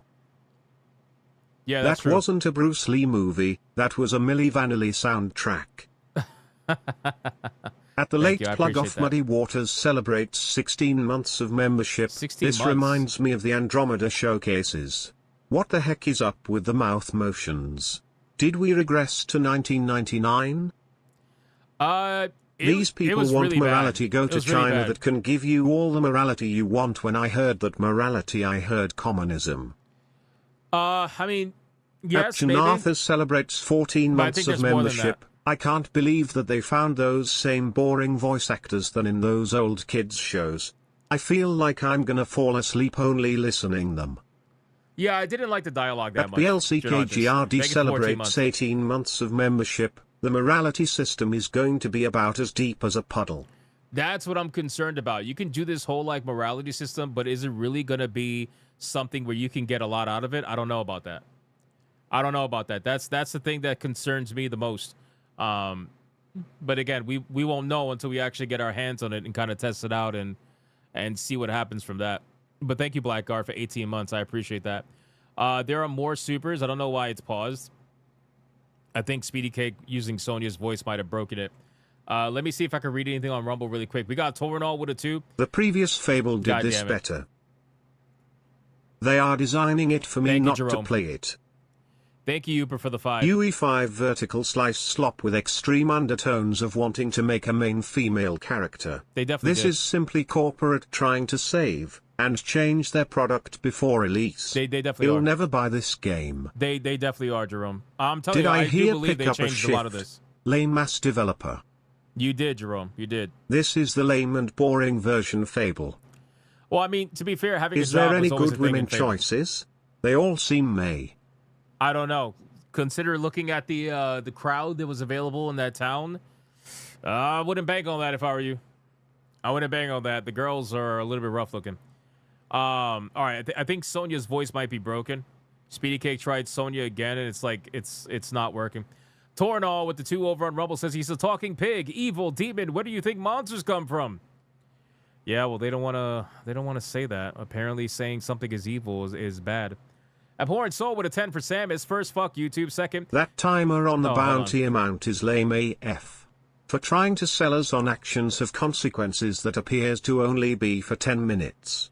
exactly. That's what I'm saying. Like, My if you true murder wife a in crowd, Fable is what? Lady Grey Fable 2. She is the most evil woman, but she was the most attractive as well. Thank you, Adair Soto, for the 5. Blackguard, thank you for the 20. I agree. Running around. This Fable is a Trojan horse. Morality isn't ambiguous. I am not paying $70 bucks for this sham of a game. Odin Dark, I don't blame you. Thank you for the 5, bro. I don't blame you at all. Osman, I am happy to report we have sold millions of plushies to this customer. No, you didn't. Jabba, No, you- I will take no, you your didn't. entire stock of Hypno plushies. No, you didn't.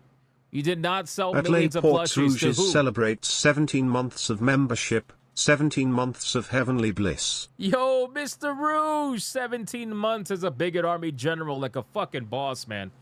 Shout out to Mr. Rouge. How you doing, brother? Hope you are well. Abhorrent Soul with a 10 on Rumble says, first, fuck YouTube. Second, is this a fantasy game or a UK live simulation? For fuck's sakes. Stab someone already. Just like in real life UK, fuck. Stab me and put me out of my misery. That's crazy, bro. That's crazy. Abhorrent Soul. I mean, you speak no lies, but it's still pretty funny. Shout out to you, my man. Let me go read Speedy Cake's super chats because they weren't being read by the TTS. The TTS really doesn't like Speedy Cake for some reason. Let me hold on. So the first one was for a 10. Thank you, says Sonia. So she's a 10 by medieval standards, eh? I guess that's how they're trying to push it. And then Speedy Cake with a $20 banger says Sonia, hey Biden, does this chloroform soaked rag smell like Hypno's dog? Yeah, no wonder they didn't read it. You talking about chloroform soaked rags, bro?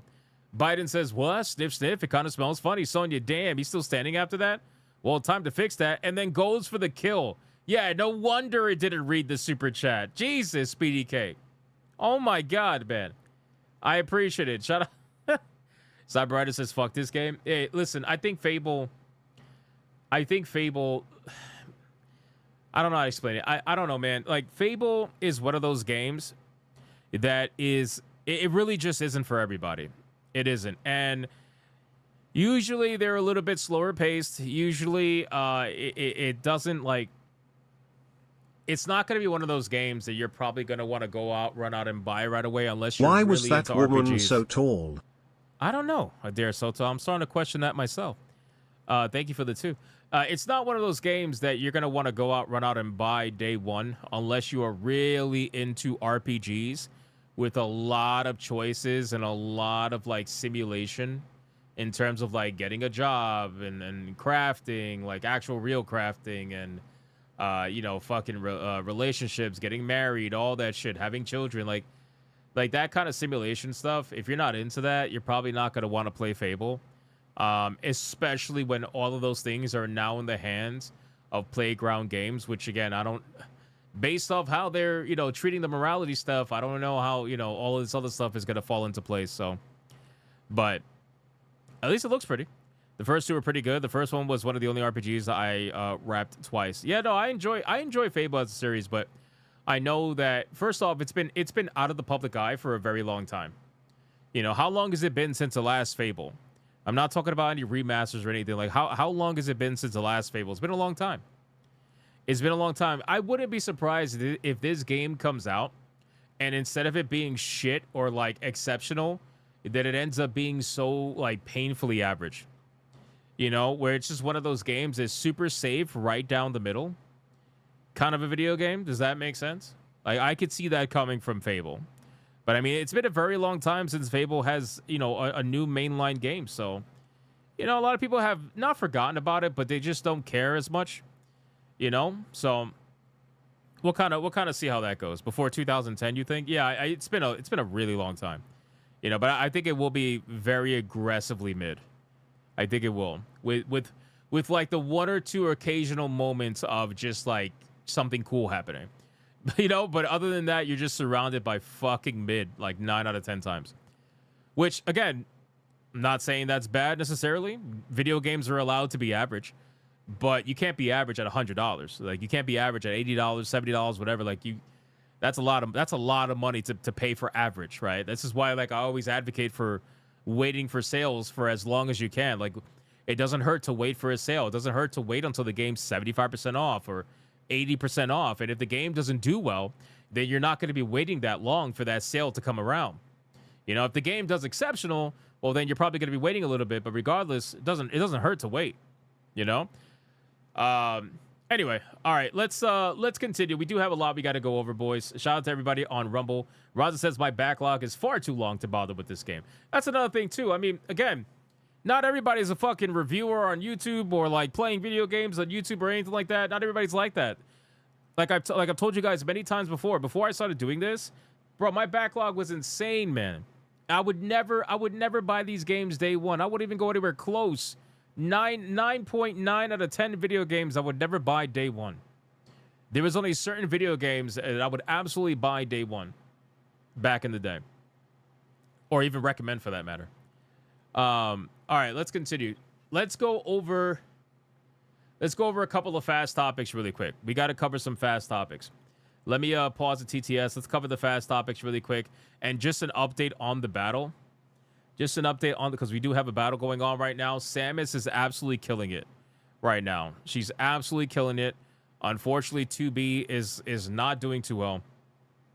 I expected her to do a lot better than she's doing, but Samus is ahead and will potentially be moving on to the quarterfinals as one of the first women to move on in this bracket on the right side. So we'll see how it goes, but still, the night's young. The night's young. We'll see. Stellar Blade 2 is day one. Otherwise, I don't buy games day one. Yeah, I mean, I don't blame you for buying Stellar Blade 2 day one. All right, let's get into it, boys. I want to go over Ubisoft. Let's talk about Ubisoft because, guys, things are not looking good for Ubisoft. It never is. Let's be real, right? It never is, man. So the company that all the shills tried to tell you that was doing amazing, the company that the shills tried to tell you that the supposed grifters were just talking bad about because they were trying to spur up controversy, that they don't know what they're talking about. Nobody knows what they're talking about. You guys don't know what you're talking about. Well, apparently that's not the case, all right? This is one of many that have happened already. We've talked about Ubisoft's layoffs for the past, 6 months now, 8 months now, it feels like. They are cutting cutting and cutting. They are cutting so many studios. So many employees are getting fired. It is rough for Ubisoft. And honestly, as I've said many times before, they only have themselves to blame for this. Ubisoft only has themselves to blame for the reason why Ubisoft is in the predicament that they are in. And even though Ubisoft has seemingly something good coming in the pipeline with Rayman, the remaster or the remake of Rayman, which I think looks really good, things like that are only going to put a little bit of a band-aid on otherwise a gushing wound that needs something a lot more permanent. Ubisoft is performing surgery on their company right now. That's how permanent these things have to be. Well, we've had breaking news, right? This happened about a couple of hours before we went live. Ubisoft, it was announced, is closing 2 more studios, and they're firing up to 400 staff as the restructuring continues from their original plans. So Ubisoft Winnipeg is officially one of the studios that is going to be shutting down, right? So this came from Insider Gaming. They first reported on it about Ubisoft Winnipeg. It opened back in 2018 to supposedly extend the game company's development operation in Canada and grew to roughly 100 employees. It most recently helped ship Rainbow Six Mobile. The other is Ubisoft Belgrade. Opened a decade ago, it aided in the production of a range of blockbusters, from Steep to Skull and Bones. Bro, imagine calling Skull and Bones a blockbuster. This is why mainstream journalism, even though they report on the bad things that are happening, they always got to make sure they soften it so that the companies don't end up hating them and don't take away their access or deny their access. If you're trying to say Skull and Bones was a fucking blockbuster, you're out of your mind. The only thing it was a blockbuster in was in how much money it wasted. That's the only thing that Skull and Bones was a blockbuster in. And even Steep as well. Steep didn't even do that well either. But anyway, that's besides the point. So they worked on Skull and Bones. Gee, I wonder why they're getting fired. Could it be that Skull and Bones lost well over $400 million? It is rumored that Skull and Bones actually lost more money than Concord. Concord of all video games. So Ubisoft is also instituting cuts across its global publishing division and seeking a reorganization of its Barcelona studio to have its focus exclusively on the development of the upcoming Rainbow Six projects. The result of all of these cuts, according to the source, would be up to 380 layoffs across the company, which employs over 15,000. Now, keep in mind about this. Before all these layoffs started happening, before all these studios started closing down, Ubisoft was well over 18 to 19,000 employees. Think about that. Ubisoft has, over the past few years, fired thousands of employees. That's crazy. And even after firing thousands of employees, they've fired more employees than most studios have in totality. This is how bloated Ubisoft is. Now, Ubisoft is a global company. They have multiple different studios all across the planet. But at the end of the day, they have fired thousands of people, and that's more than some studios have in totality. What are we doing? Ubisoft is so fucking bloated. It is unbelievable. But anyway, they still have, even after all of that, they still have over 15,000 employees. Now, in the latest round of pain for the publisher that's been struggling in the modern blockbuster production landscape, while Ubisoft is set to launch a remake of Assassin's Creed 4 Black Flag, which I truly believe that Black Flag, like, they're hoping that that's going to be the saving grace for the Assassin's Creed franchise and also for Ubisoft as a whole. I think that they're banking on the fact that Black Flag is going to do so well that it's going to help bring them slowly but surely back in the other direction on top of Rayman remake as well. This is why they're going for video games that people actually want. Now, they may not necessarily be doing it in the way that people want, but I'm just telling you, in terms of like a title, people much rather play Assassin's Creed Black Flag than like Shadows, for example. But regardless, you know, they're still changing things. They're still remaking the game, taking things out, you know, changing certain storylines and all that stuff. So it's still problematic for some people, but I'm just telling you what I, you know, overall what I see. And now, obviously, Rayman Legends is part of it as well. The company's overall slate of 2026 game releases is exceptionally thin. They don't really have a lot. They don't really have a lot planned for 2026. So even if these games do well, the amount of money that they've lost over the last 2 years, they're still going to be pretty much in the negative. So many projects were reportedly delayed to 27 and beyond, like the upcoming Far Cry and Ghost Recon sequels, which, by the way, again, just to remind people, this is the same company that still has Beyond Good and Evil 2 in development. Like actually officially in development. I'm not talking about, oh, you know, it may happen, it may not. No, they have said many times that Beyond Good and Evil is still in active development 19 years later.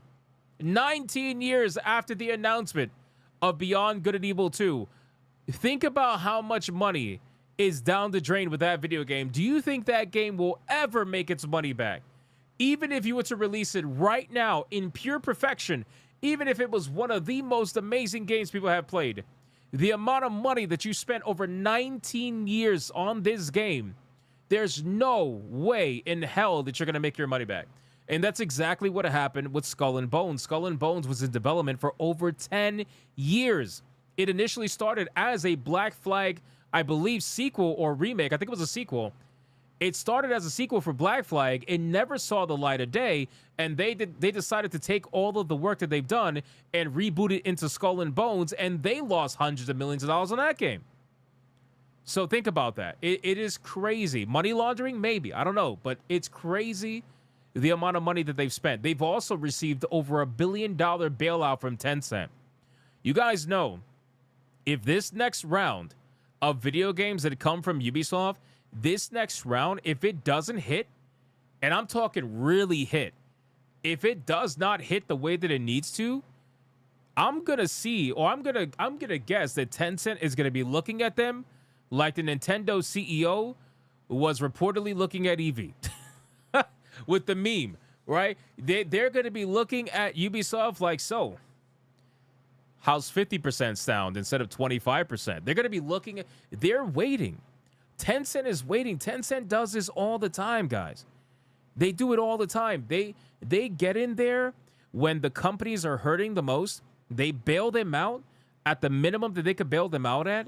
And then they take 25%. And then before you know it, they take 50%. And before you know it, there's a hostile takeover of Ubisoft, and you're owned by the Chinese now. I really think that's the future. I think that's going to happen with Ubisoft. It's only a matter of time. I know the Guillemot family is trying to fight this as much as possible. I know that they desperately want to maintain power and control, which is why they did the $1 billion deal, because that $1 billion deal came with them still having power and still having control. But Ubisoft is in trouble the way that they are because it's coming from the top. It's coming from the Guillemot family. And as long as they are still in charge, you're not going to be able to change up the company. You're just not. It comes from the top and trickles its way down.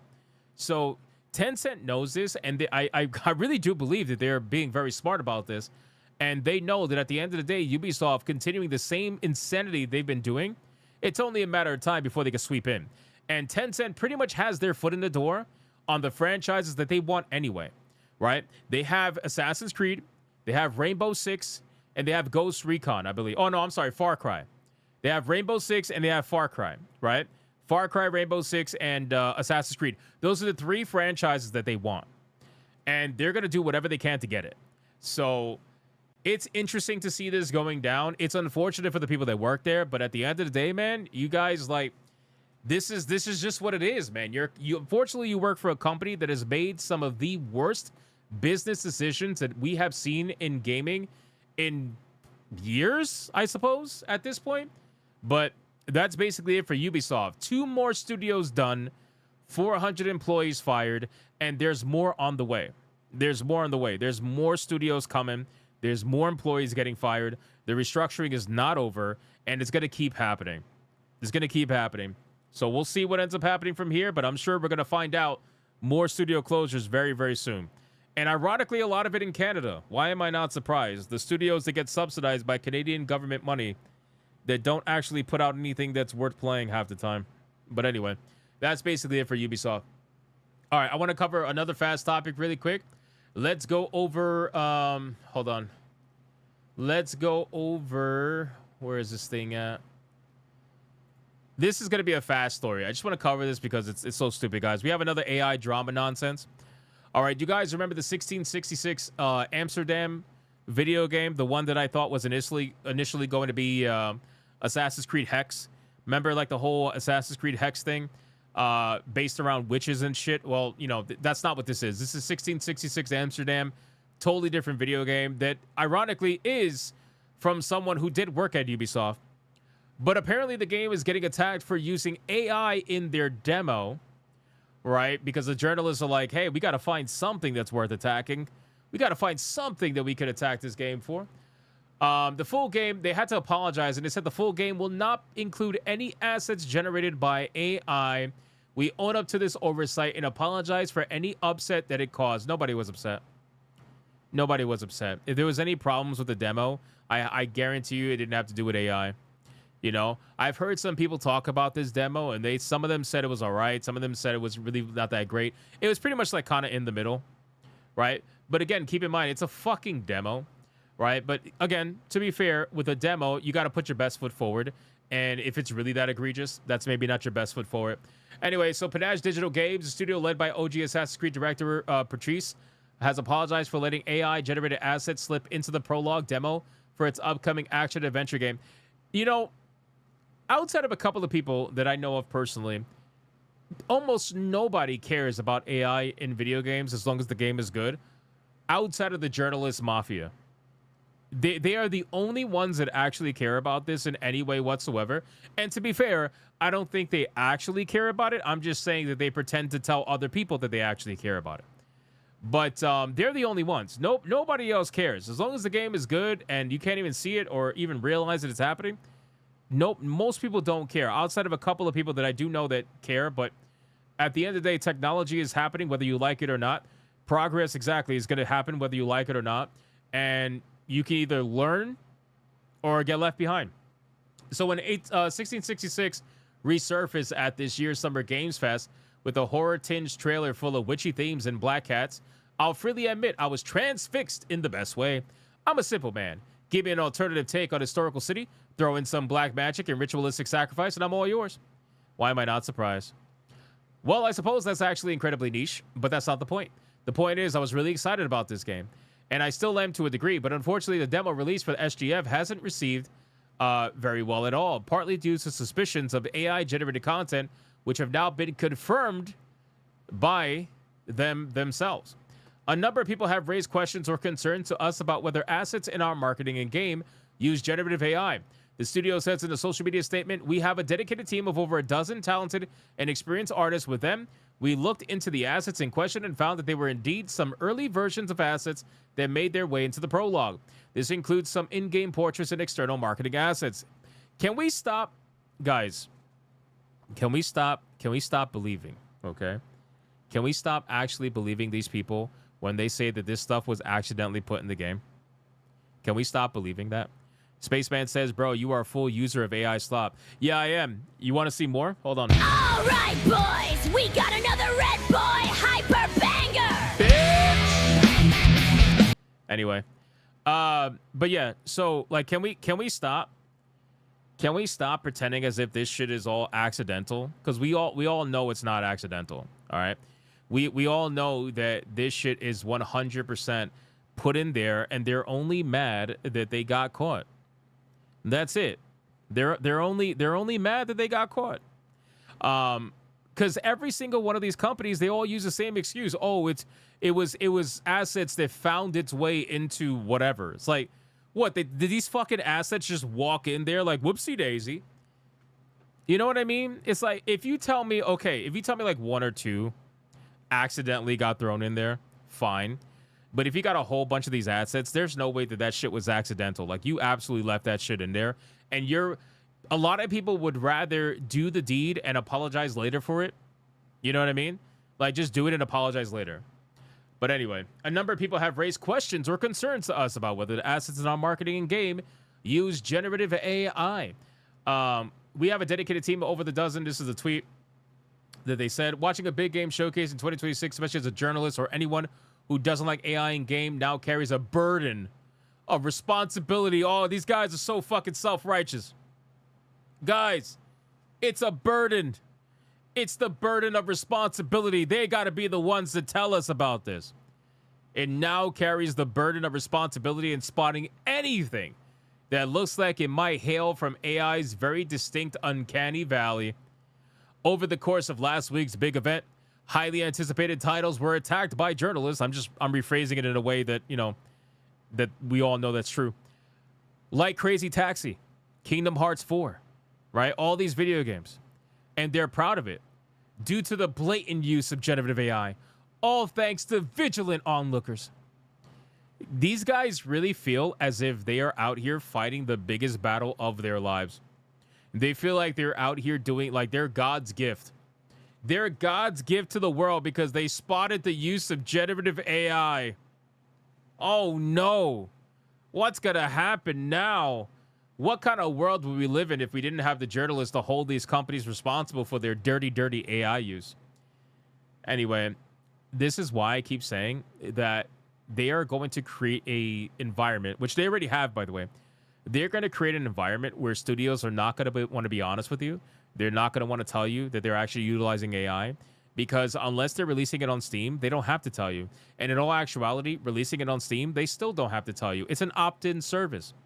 They're choosing to tell you to be transparent, and you're attacking them over it, which is hilarious. So you're going to create an environment where they're going to flat out lie to you, and then you're going to be mad when you catch them lying to you. You're going to be like, oh my God, I can't believe you would say this after you were loving the game. You admit it, you were loving the game, and now all of a sudden, because you found out it was made with the AI or has some AI assets, now the world is over? Come on, bro. These are the same people that get mad at you for something similar, just on the other side of things.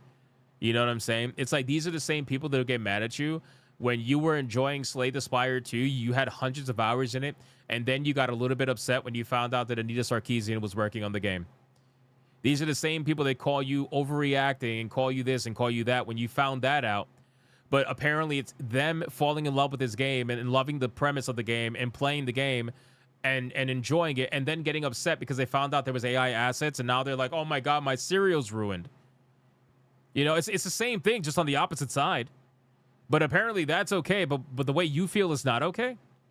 I don't know, man. I don't know, brother. At the end of the day, it's just two people being, two sides just being absolutely fucking stupid. That's really it, boys. Yes, kitty cat. Kitty cat. Isn't data center literally poisoning the ground and destroying people's homes? So is it the data center, or is it the construction companies that are building the data centers? Because I know the answer. You know, it's interesting. People who are anti-AI, they say, oh, it's destroying the environment. They don't realize that a lot of these construction companies are getting, first off, the environment getting destroyed by these construction companies happens with other companies as well, not just data centers. Have you ever seen what happens to the area when a Walmart gets built or a Target gets built? Or even worse, have you seen what happens when the Walmarts close down and they exit those buildings? You know, it's pretty ugly. It's pretty bad. So the whole like, oh, data centers are destroying the environment. Yeah, welcome to construction. They fuck things up. And those construction companies should be held accountable for the things that they're doing while building these AI data centers. They absolutely should. Yes, I agree. They should. You know, they should. Adair Soto, thank you for the 2. Let me put the TTS on. Hold on really quick. And then we're going to get to the next topic. Hold on. Let's get to the next kitty cat. Hey, Hypno, adorable kitty cat. Yes. It's an adorable pussy. Absolutely. Monkey Max says, also, they say that they're polluting the water. Data centers literally filter the water before it's used. Again, all I'm saying is that whenever you build a fuck ton of things, okay? Like, for example, data centers are being erected extremely quickly.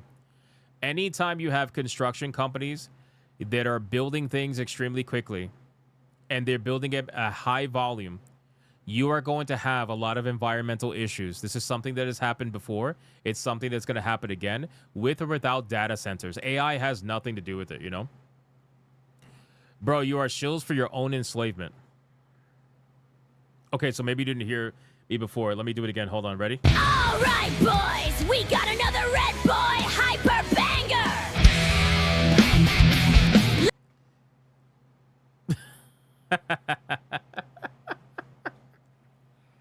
Oh, man.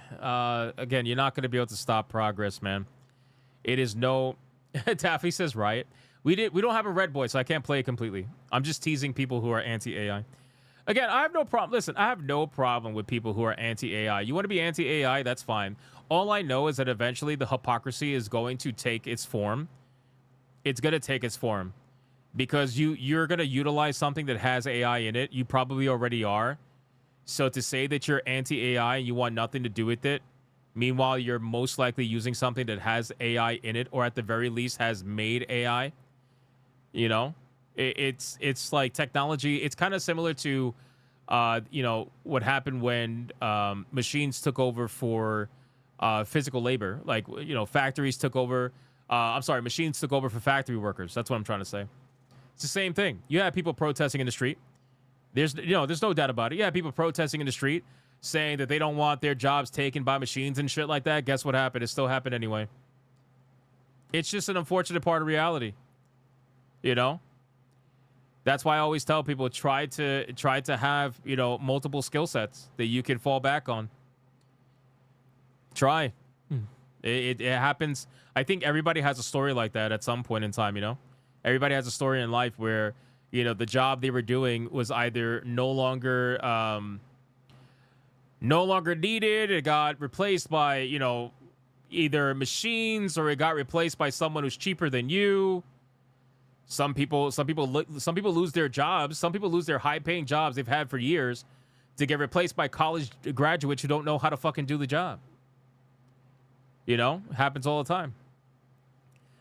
It's kind of like the people who, what do you call it? It's kind of like the people who claim, you know, they're against all kinds of like moral bullshit, anti-slavery, whatever the case would be. Which obviously that's great and all. But then, like, they rock their Nikes and shit. We all love adorable kitties. Hey, Hypno, hashtag meow. What's Winking up, face Cyberwriter? emoji. Playful face emoji. Thank you for the 99. I appreciate that. Shout out to Cyberwriter. We all love cats. You know, it's a thing where it's like, we use phones that are made with slave labor. We got clothes that are made with slave labor. We got, like, pretty much everything that we utilize is made with some sort of slave labor somewhere, somehow. There's somebody struggling in life making our shit. You know?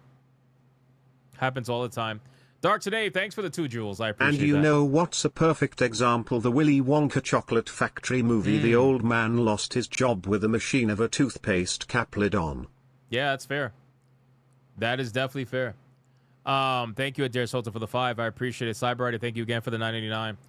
All right, boys, enough of that.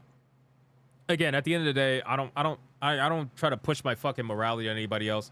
You guys live the life that you want to live. I'm just here hanging out talking about video games. That's what I find fun. That's what I find interesting, and that's what I find to be something that I want to do. You know? I'll leave the morality, the moral policing for what do you call it? For the politicians who don't have any morals whatsoever. It's so true. Dickachu, you're getting replaced.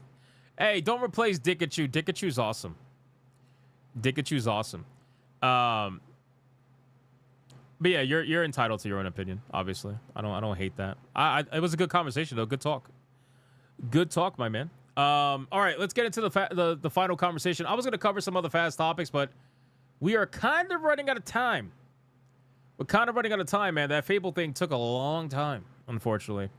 But he said he's a translator and won't be replaced. Oh no, you're definitely going to be replaced at some point. I mean, then again, if you're really good at your job, like if you're good at anything, if you're really good at anything, you have a better chance of not being replaced. We would still live in caves if we don't accept progress. What? We would still live in caves? Yeah, that's true. That's true, Janarthus. Thank you for the 10. I appreciate that. Voting for 2B as well. What a legend. I appreciate that. Thank you, sir. Like I've always said that, you know, even with it, because what it really is, the reason why people are having a fucking emotional meltdown over this, I'm not talking about anybody in the chat. I'm talking like artists and things like that. The reason why they're having an emotional meltdown over AI is because they always thought that the arts were safe from any kind of machine replacement. They thought that the arts were something that required a human hand in order to do, and so they always felt safe. They always felt like they can you know, my art is my art. I'm expressing myself kind of a thing. Like, they tie it to their emotions. They tie it to their identity. And anybody who knows anything knows that the arts as a whole is inherently highly liberal in terms of ideology amongst people who are artistic. This is why, like, if you look at art colleges or if you look at any kind of companies that are art focused, like a lot of gaming companies, for example, you're going to find a lot of, you know, left leaning people because it's a very liberal mindseted kind of, you know, thing. Not that all of them are, obviously, not, this is not, I'm not talking in absolutes. I'm just saying, like, on average, you're going to find a lot of liberal minded people, or even like center leaning people, center left leaning people that are artistic. It's just the thing. And they thought that their jobs were completely safe from machine replacement. And they're finding out now with AI that that's not true.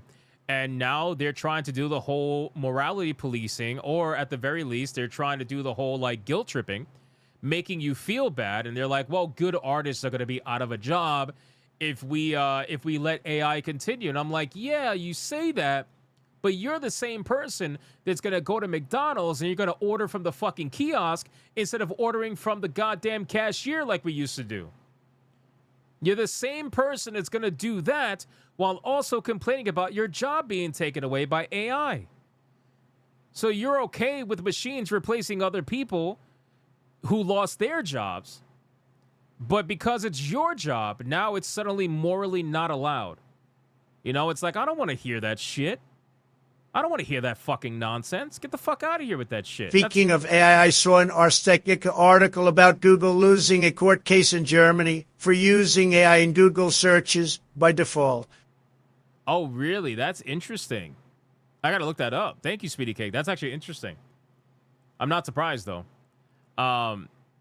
But yeah, it's just like you're going to complain about your job being replaced, but you have no issues with other people getting their jobs replaced. This is something that has happened in history for many, many, many years, and it's going to continue to happen as technology progresses. So you either learn and you get with the times, or you get left behind. I know that sounds like, you know, rude, rough, whatever, but that's just what it is. That's what it is. And they're even saying, well, what if AI takes over for YouTubers? What if it does? What if it does? And, you know what I'm saying? Like, I will do my very best to stand out. I've been saying it for a while. AI will control it all, video games included, and everyone will love it while pretending they hate it. Right. X, YouTube, phones, Google, everything has it. Yep. Simple. Yeah, absolutely. Absolutely, Ravixi. Thank you for the DKK 100. It's like, yeah, I will try my best to stand out, but I will also figure out how I can utilize technology to bolster my channel and to make it better. Hence why I have the greatest intro in all of YouTube. No, I'm just kidding. Okay, I'm really not narcissistic like that. I'm just joking. Stop. I see you. Stop. But, you know, I try to learn the technology and utilize it to the best of my ability and get better with it so that I can try to stay ahead of the curve. That's all you can do. That's really all you can do. You have to stay ahead of the curve to the best of your ability. You have to roll with technology. You know, so I saw an opportunity to utilize. Is it perfect? No, obviously not. But I'm getting better with it every day, and the technology is also getting better every day, and it allows me to do the job of 10 people as one person. You know, so it really does. It does help a lot. It does help a lot. Anyway, all right, let's pause the TTS, guys. Enough of this. Good conversation. Let's go to the final topic. We need to talk about Stellar Blade again. We have to talk about Stellar Blade again, guys. I know you don't want to because it's all dumb. It's all dumb, okay? Like, I had a couple of Aspen, like, super fans that were basically trying to make it seem like I was attacking Asmongold, which is so stupid because I literally said the guy was allowed to have his opinion, and it's all good. I don't hate him for it. I just don't understand it personally, and I disagreed with it. That's all it was. But you're going to have that happen, and I understand. This particular video is going to be about somebody or a company that everybody hates, which is Kotaku. But we're going to be talking about their article covering Shift Up's Stellar Blade. Because again, I want to remind everybody, and I think people need this reminder, okay? These people tried to do this before. I said this in my last video with Stellar Blade Blood Rain, okay? They tried to do this with Stellar Blade. They tried to call Eve pedo bait. They tried to say that Eve's face was a young child's face. That's what they tried to say. And that you are basically a pedo if you enjoy looking at Eve or if you enjoy playing as Eve or anything like that. They tried to do this. All the journalists tried to do this before. And since it failed with Eve, because obviously Shift Up CEO came out, showcased his wife because they tried to claim that he never saw a woman before. Come to find out his wife is hot. Not only that, his wife actually worked and designed Eve, which makes it even hilarious, like even more hilarious.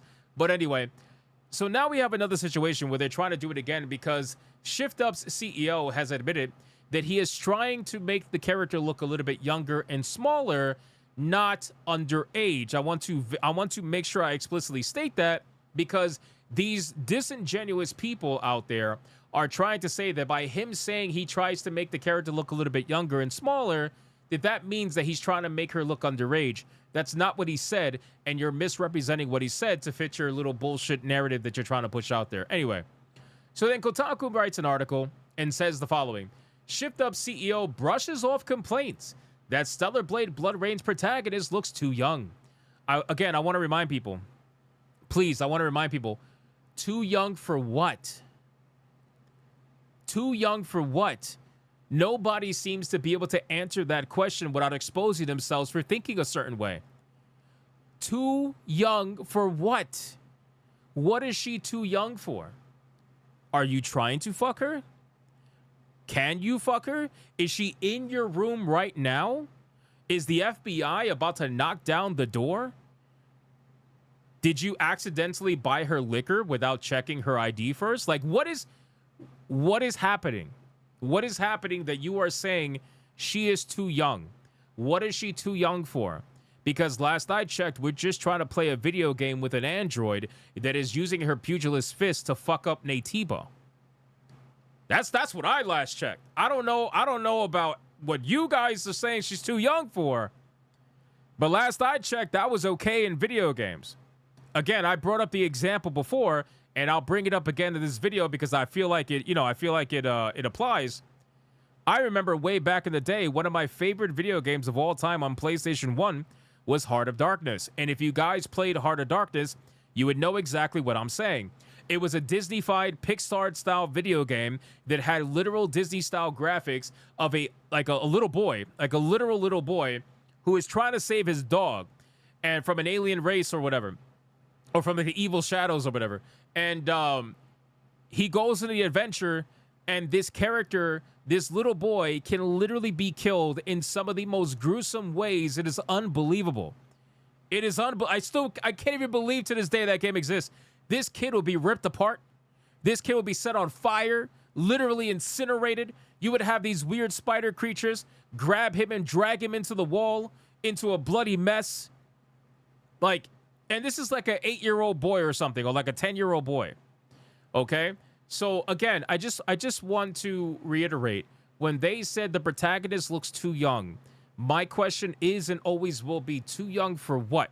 Because from what I understand and what I'm trying to say is that we're just trying to play a game. This is not a hentai game. This is not a sex game, a gooner game, anything like that. This is an action video game where you fuck shit up with your fists and your blades. So, and she's a robot. Like, what exactly are we doing here? But anyway, we all know what they're trying to say. I'm just countering it with something like a question that they can't seem to answer. And then they'll be like, well, she has a skin suit on. And again, I want to reiterate, for the tourist journalists, you mean the skin suit that the Mothersphere makes these androids wear because the skin suit allows them to be the fastest that they can be and perform their actions the best because it is a self-retracting and expanding suit that the Mothersphere designed specifically for them so that they can perform their actions at top-tier capacity? What do you want to put her in? Heavy fucking armor? Jesus Christ. Anyway, so protagonist looks too young while promising even more appealing outfits. Yeah, appealing.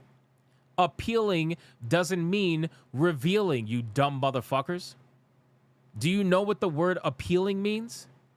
What if they want to put her in some badass fucking spiky armor or some shit? You don't know. Appealing doesn't mean revealing, but of course the journalists, they think of appealing, it's like, oh, it's got to be revealing. It's got to be revealing. Why? Because Eve had all that ass out in one or two outfits. She also had other outfits that put her in full armor. Anyway, the CEO, Hung Tae Kim, stated that while Evie is younger and smaller in size, again, that doesn't mean underage. You guys got to be some of the most sexist people to petite women I've ever seen. It's insane. I wonder if you go up to petite women in real life and call them children. And I mean like in a serious manner, not in a joking manner. You know, like we've all made fun of short women before, right? Like if you ever seen like a woman who's like 4'9" or whatever, you'd be like, ha, look at this little fuck, you know? But other than that, it's just a joke. Like these people would go up to them seriously and be like, ew, you're like a child. Can you imagine going up to them and be like, ew, you're a child. You're a literal child. Your boyfriend should be ashamed of himself for being with you because you're a child. Can you imagine them actually going up to these women and talking like that? You know they don't. They're not going to. I'm just telling you, can you imagine if they did? Because that's how they're acting. Anyway, so the outfits in the sequel will be even more appealing for fans. Again, that could mean a lot. So let's see exactly what good old Kotaku has to say. So Blood Rain set off a few alarm bells, ringing that it was revealed during the Summer Games Fest. And I'm not just talking about all the suspicions surrounding its alleged use of Gen AI. This was also one of the video games that they supposedly attacked for generative AI. They're like, they really want you to care. They really want you to care. They're like, please care about this game using generative AI to make Chinese text. Please care. Nobody cares. Literally nobody cares. And that's what makes them so upset. In fact, anyone can seemingly talk about is the childlike appearance. Again, oh my God, brother. Childlike appearance. Okay. All right. Blood Rain's new protagonist, Evie. The CEO of its developer, ShiftUp, has recently brushed off these complaints in an interview in which he states that the physical looks of Evie are secondary to how much of a lovable character she is. Because it's an android, it's not real, and they want the character to be more, I guess, interesting in a way, where Eve was like the bombshell character, the badass, you know, bombshell. Evie is going to take a more subtle approach in that manner, something that's going to be underestimated because she is smaller, right? So this is kind of like the same reason why when I play MMORPGs, especially ones that have PvP, I always play the short race. Like in World of Warcraft, I played the gnome. Why? Because nobody wants to get fucking destroyed in PvP by a goddamn gnome mage, but you know what? They did. They got wrecked by a frost gnome mage. Nobody can fucking touch me. It was hilarious, and it was just funny, right? It was funny. Same thing in Final Fantasy XIV. I played a Lalafell. Final Fantasy XI, I played a Taru. You know what I'm saying? Like, I played these small characters because people underestimate them, and it's absolutely hilarious when you see them do their actions. You know what I'm saying? But anyway, these people don't actually play video games. I know that gets said a lot. I know that's like a thing that people say a lot on the internet, but I actually genuinely believe that they really don't play video games like that. They want to be talking about politics. They want to be talking about politics. They want to work for like CNN. They want to do stuff like that, but they don't have the credentials or the ability to actually do that. So they drag that shit into their video game writing in the hopes to make like political pieces. They call them pieces, you know? Anyway, ShiftUp CEO Hung Tae Kim, who also directed the original Stellar Blade, recently sat down with IGN to talk about all things Stellar Blade Blood Rain. And naturally, the topic of Stellar Blade's protagonist, Evie, and the internet's reaction to the youthful appearance of the sequel's new protagonist popped up in the conversation, but Kim shrugged it off, and the complaints have stated that fans won't feel the same way once they actually play the game. Of course they won't, because the character's not a child. The character's not a child. The character is not underage in any manner. And even, again, I want to remind people, this is when the conversation gets weird, right? Even if the character was underage, okay? She is underage for what? So you can't play as younger characters anymore? You can't play as, like, that's not allowed anymore? What are you trying to do with the character where her age has to be brought into question? That's really what I'm trying to understand. Because you don't ever want to answer that question. Because the moment you do, it's going to be highly suspicious. So what are we trying to do here? I just want to play the game and punch things. What are you trying to do? Anyway, yes, she is younger. She's smaller in size. She's shorter than Eve, Kim replied, but she has a stronger personality and engages in much tougher battles. And she's actually part of a special squad that chases after a group of terrorists who cause terror attacks here and there in the city. I think that sounds cool. Last I checked, they weren't hiring underage kids for terrorist squads. Last I checked. If you actually play the game, you would not think that. I like that he said that to IGN, knowing that they're most likely not going to actually play the game. See, here's the thing. A lot of IGN journalists, or what a lot of journalists do in general, at least from my understanding, is that they'll play the game for a little bit, and then they'll watch YouTube videos going over the game, right? They'll watch YouTube videos from people that actually played the game, summarize their opinions about it, and then put out something over it. You know, very few of them actually play through the whole game. They try to gaslight you and say that they have to complete the game in order to be able to write a review for it. That's according to IGN's policy. I don't believe that. I don't believe that at all. I don't believe that every single IGN journalist plays through the entire video game that they are reviewing before they actually put out their review. Now, unless it's a movie kind of video game like Mixtape, then yeah, of course. Of course, that's easy. But otherwise, I don't think that they do that. But hey, maybe I'm wrong. Regardless, it doesn't matter because a lot of them have gotten caught either flat out just misrepresented the game or lying about the game. They did it with Black Myth Wukong. They said there was no female representation in the game. There's literally sisters in the game, and like the end of the second chapter, you see the Spider Sisters. Like, anyway, it's so fucking stupid. But this time, Evie, not just her physical looks, but her personality, the way she talks, the way she engages in battles, all that will combine together, and you'll see that she's a very lovable character. I've reread these comments several times, and it just comes across as evasive nonsense to me. How? How is it evasive nonsense? Kim's response doesn't really address Evie's appearance. He addressed it. He literally addressed it. Yes, she is younger. She's smaller in size. She's shorter than Eve. What do you want him to say? I know what you want him to say. He's not going to say it because it's not true. It's not. What do you mean he didn't? Like, how is this evasive? He literally covered everything. Kim's response doesn't really address the appearance nor her overly sexualized poses in the trailer. What overly sexualized poses? You mean the one where the camera goes under her just like it did in Stellar Blade?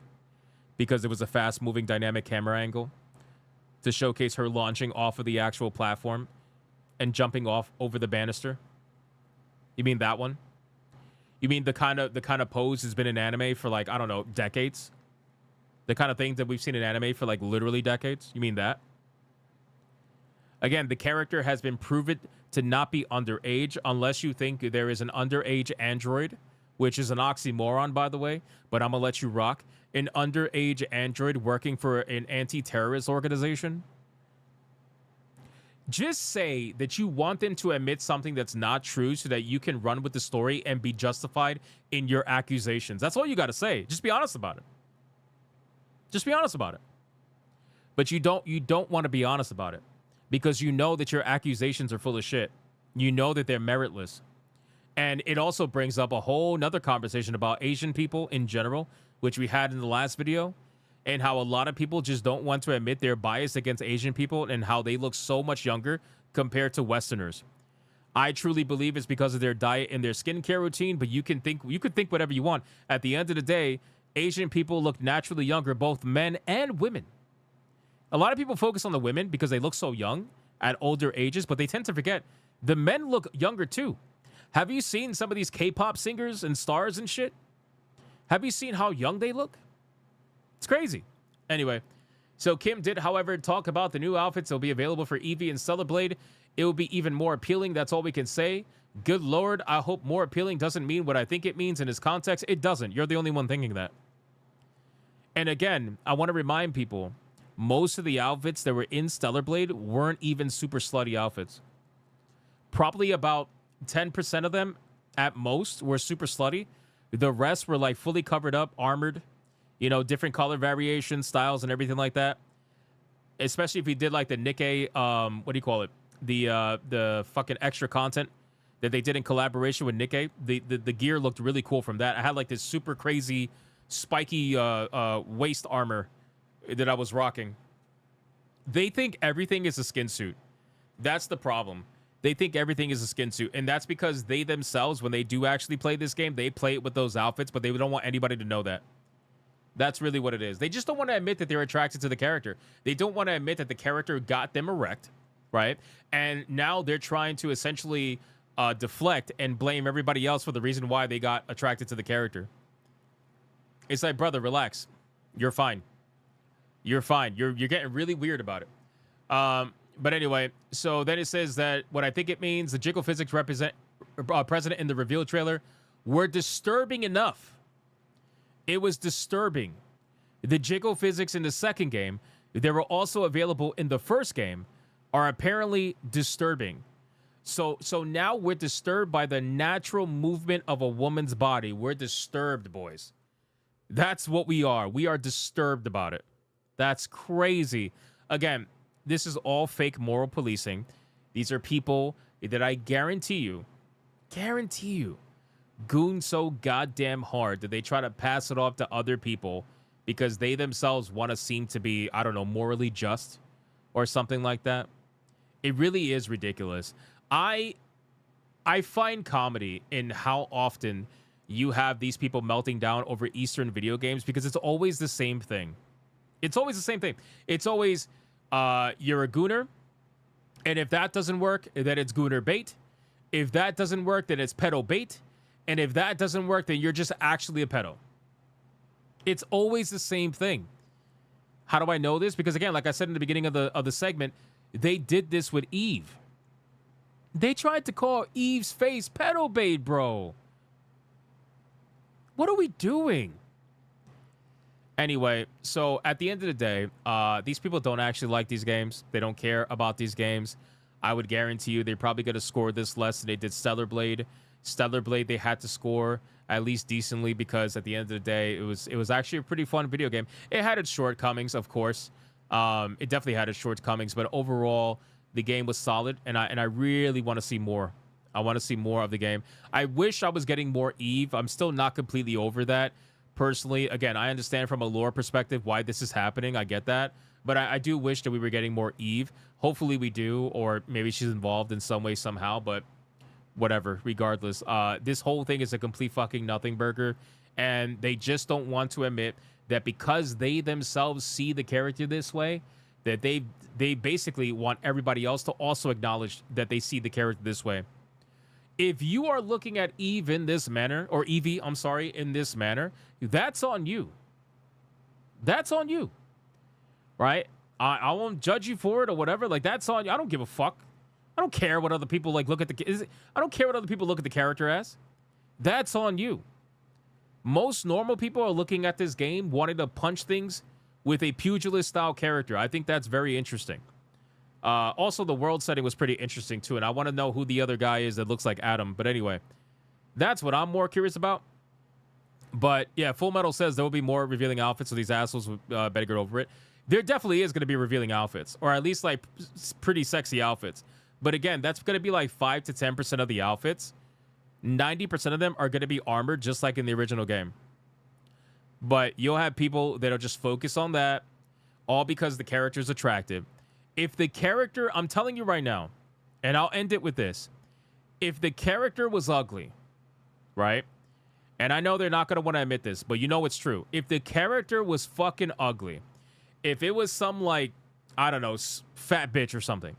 If the character was ugly, this pedo bait conversation would not even be happening.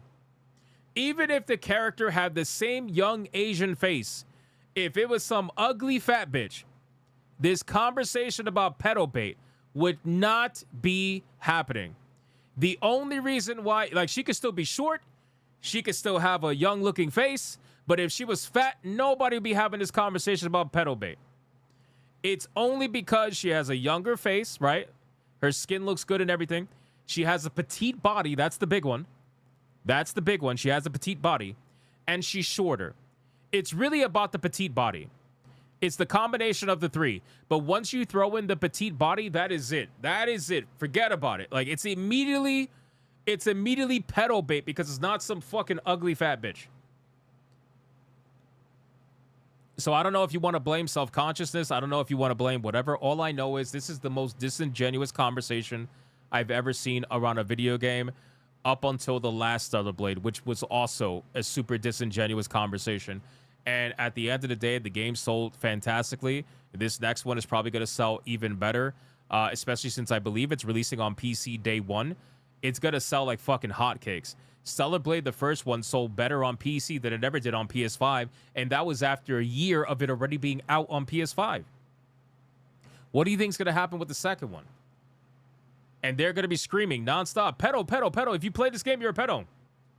Same thing with Pragmata. That didn't stop Pragmata. And Pragmata had an actual child character. It's like, brother, we're just trying to play a video game with an android who can hack shit. Who can hack shit. With the fucking Chad character who's running around shooting shit. Why can't it be that simple? Why do you have to get weird about it? I don't know. She has the average body by Japanese standards. I know that, but these people don't like Japanese standards. Oh man, Cat, that's the thing. They don't like Japanese standards. Japanese standards are unrealistic for them. Korean standards are unrealistic for them. For Western people, Western journalists, or Western women, or whatever, for them, it is unrealistic. They consider it to be an unrealistic body type, unrealistic beauty standards. That's what they consider. Even though it is absolutely happening in the East, they don't like it. So they want to talk shit about it. They want to downplay it. And they'll pretend like they totally, like, it's not that they hate Asians. They'll pretend like that's not what it's about. But let's be real. You guys absolutely do. We've seen how a lot of the mainstream gaming media treats Asian developers and the way that they speak about Asian developers. We have multiple videos showcasing conferences when you guys shit on Eastern developers and you think you're so high and mighty. You think you're so above it all.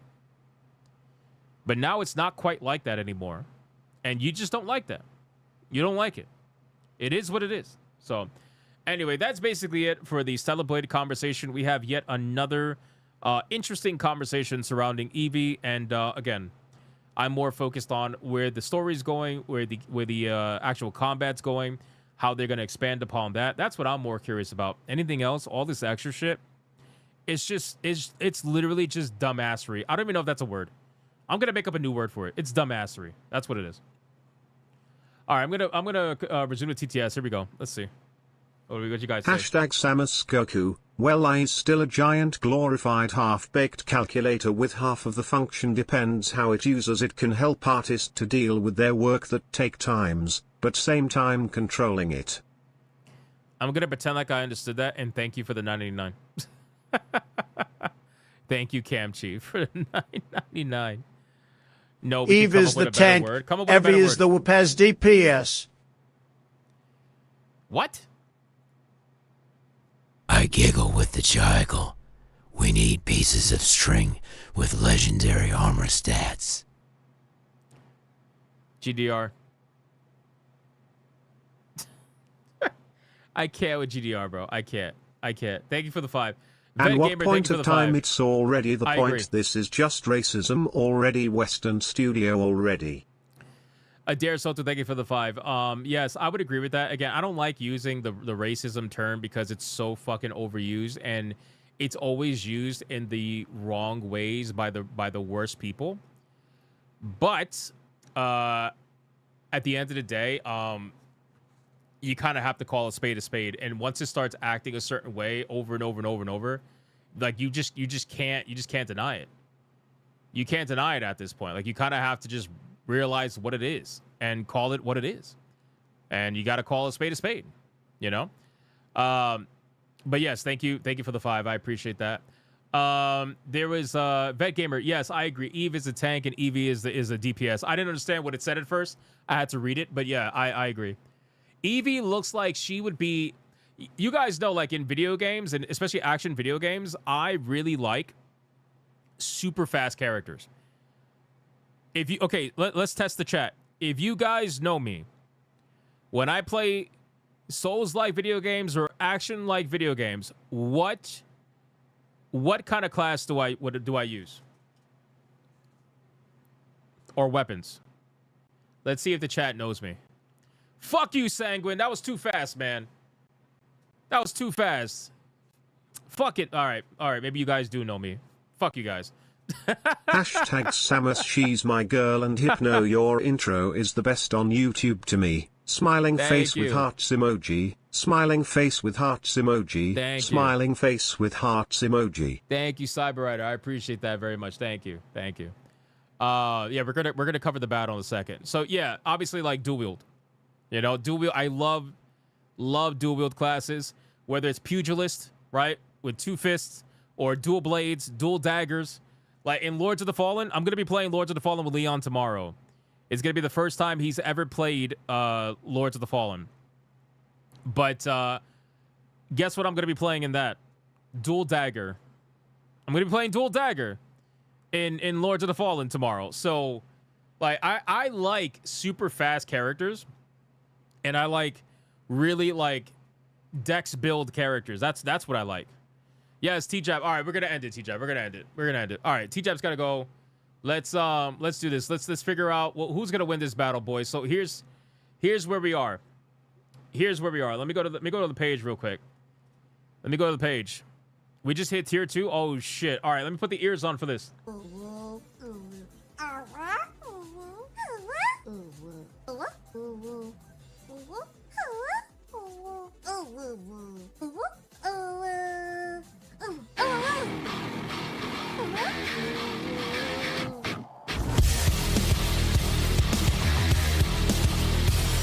I'm already hearing the knees cracking right now. Hypno for you to carry Leon.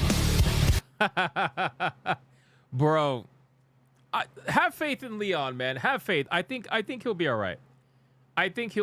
My back might hurt a little bit, but I got faith in Leon. I think Leon will pull through. I think he will. Guys, thank you so much for the insane support. We did hit tier 2 right towards the very end. You guys are absolute legends, guys. But we do got to pick a winner. All right, we're gonna do the final countdown. Well, we're gonna do 2 minutes song and then final countdown. Let's see who's gonna win. Right now, Samus is winning against 2B, and to be honest with you, a lot of people thought Samus was gonna lose. And that 2B was gonna have an easy win. It's not turning out that way, boys. So let's figure it out. Final song, and let's see what we got going on. Let's pick a winner. Let me check Rumble. Make sure there's nothing over on Rumble. All right, we're good on Rumble. Let's go.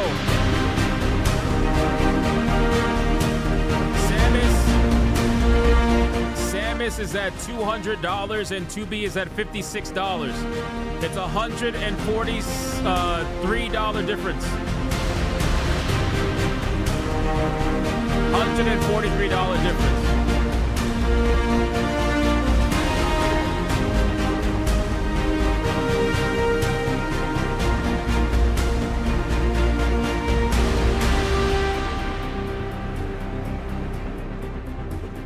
Is Samus really gonna take this?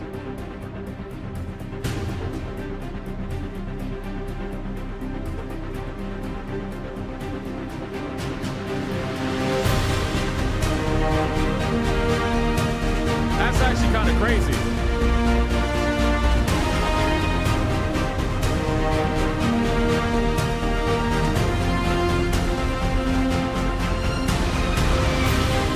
What happened to all the 2B fans? Smash JT your shoulder, and now Leon's going to cost your back pain. What's next? The foot bandit is going to get your feet hurt now. Rolling on the floor laughing emoji. Keep Kata away from my feet. Don't let Kata anywhere near my feet.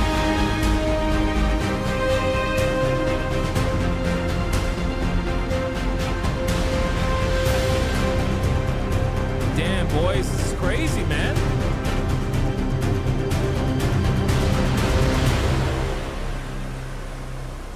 You have a tame photo of her? That's why I have a tame photo of Samus too. They're both tame. That's not an excuse. Guys, final countdown. Holy shit, man. I can't believe this is happening. I can't believe this is happening, boys. Wow. Last one on my screen is what counts. Let's go.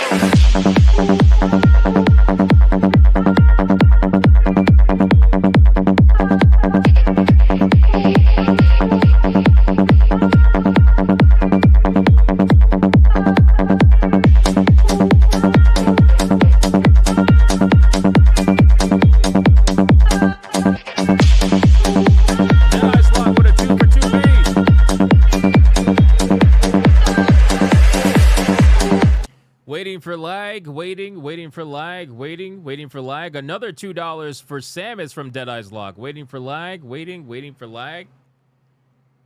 Wow, boys. Holy shit.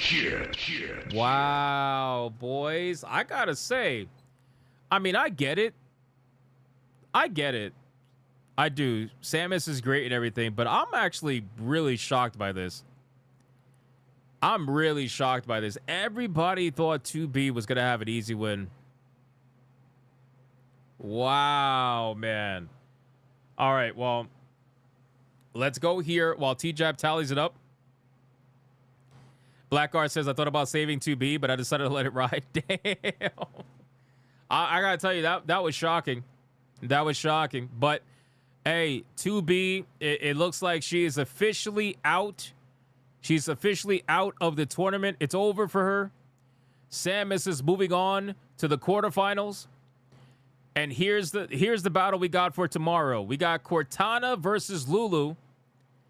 And then we got Claire Redfield versus Tali Zora.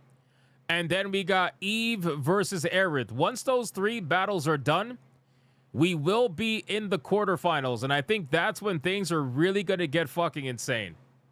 I really do. I mean, they've already been insane, but still, I really do. T-Jab says the following. We got $202 for Samus versus $58 for 2B. Which means the winner, and moving on, obviously, to the quarterfinals is going to be none other than Samus, ladies and gentlemen. That is very shocking. That's very shocking, man. Very shocking. Holy shit. That's crazy to me.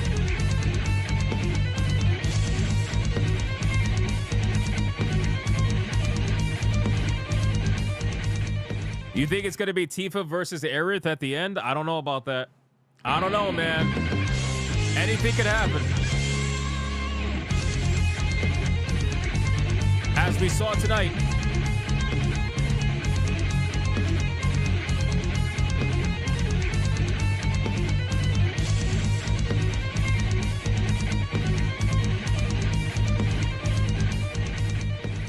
Coping and seething, let's go. You are coping and seething. You just can't accept what you're seeing. Yes, you're coping and seething.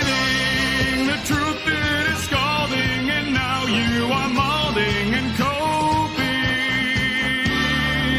coping so hard. Coping and seething.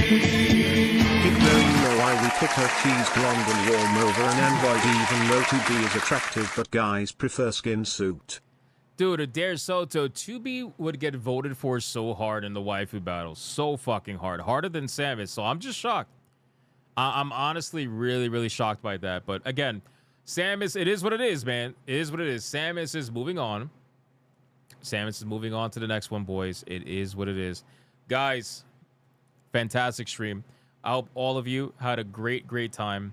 Thank you guys so much for hanging out with me and supporting on the stream. Join me tomorrow. We're going to be playing... Why isn't Freren on your list? And here I thought you liked racist white elves. She's not in a video game. What the hell, Hypno? I guess I will go back to beat it in my corner. Beating it in your corner. Oh, my God. GDR. GDR, repent. Repent, GDR. Repent. Guys, listen, I hope you had fun. Join me tomorrow. We are going to be playing Lego Batman on Griffcast, same time, 5 o'clock. And then Hypnocast, obviously, same time, 9 o'clock. And then tomorrow, after Hypnocast, will be the first stream of me and Leon playing Lords of the Fallen. If you guys want to laugh your fucking asses off, I would probably highly implore you check out that stream if you have time. Because I think you're going to have a good time with it. I think this game in particular is going to be highly entertaining to watch. We just finished playing Remnant from the Ashes. We completed the main game and the DLC content. So you could go check those playbacks if you want to kind of laugh your ass off at that. And that's basically it, man. We got a lot that we're doing. A lot that we're doing. We beat 007.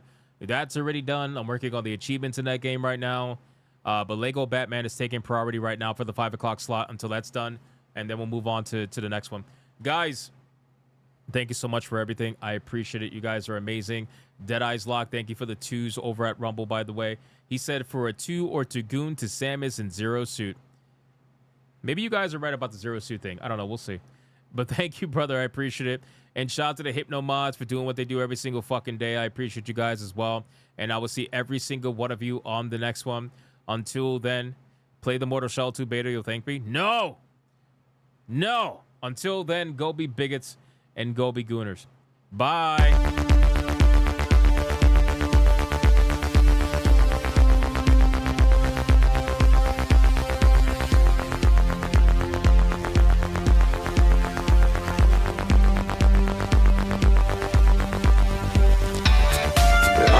Gay. I have relationships with women and sex with men. And I got news for you. That means you get.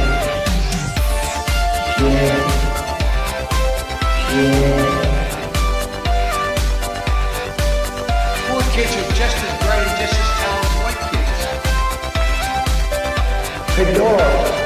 Or her cat was named Vagina.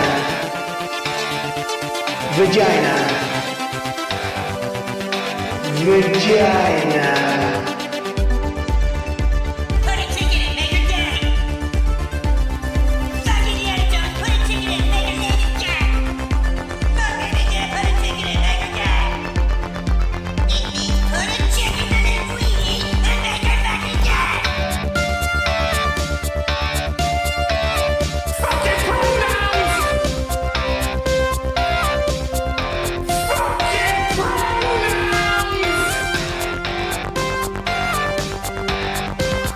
Fucking gender ambiguity! Fucking current day Californian shit!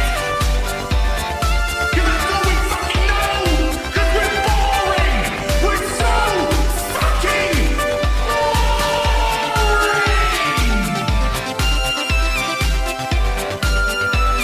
Twitter hole! Twitter hole! Get it right! At the touch of the black man, I bring life. I bring life.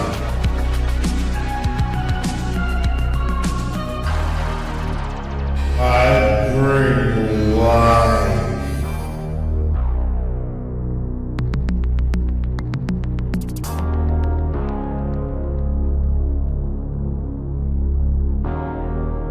I bring life.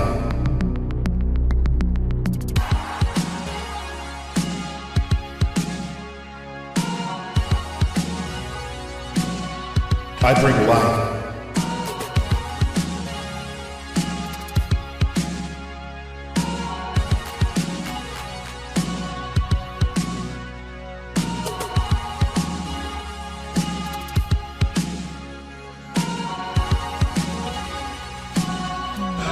That's right!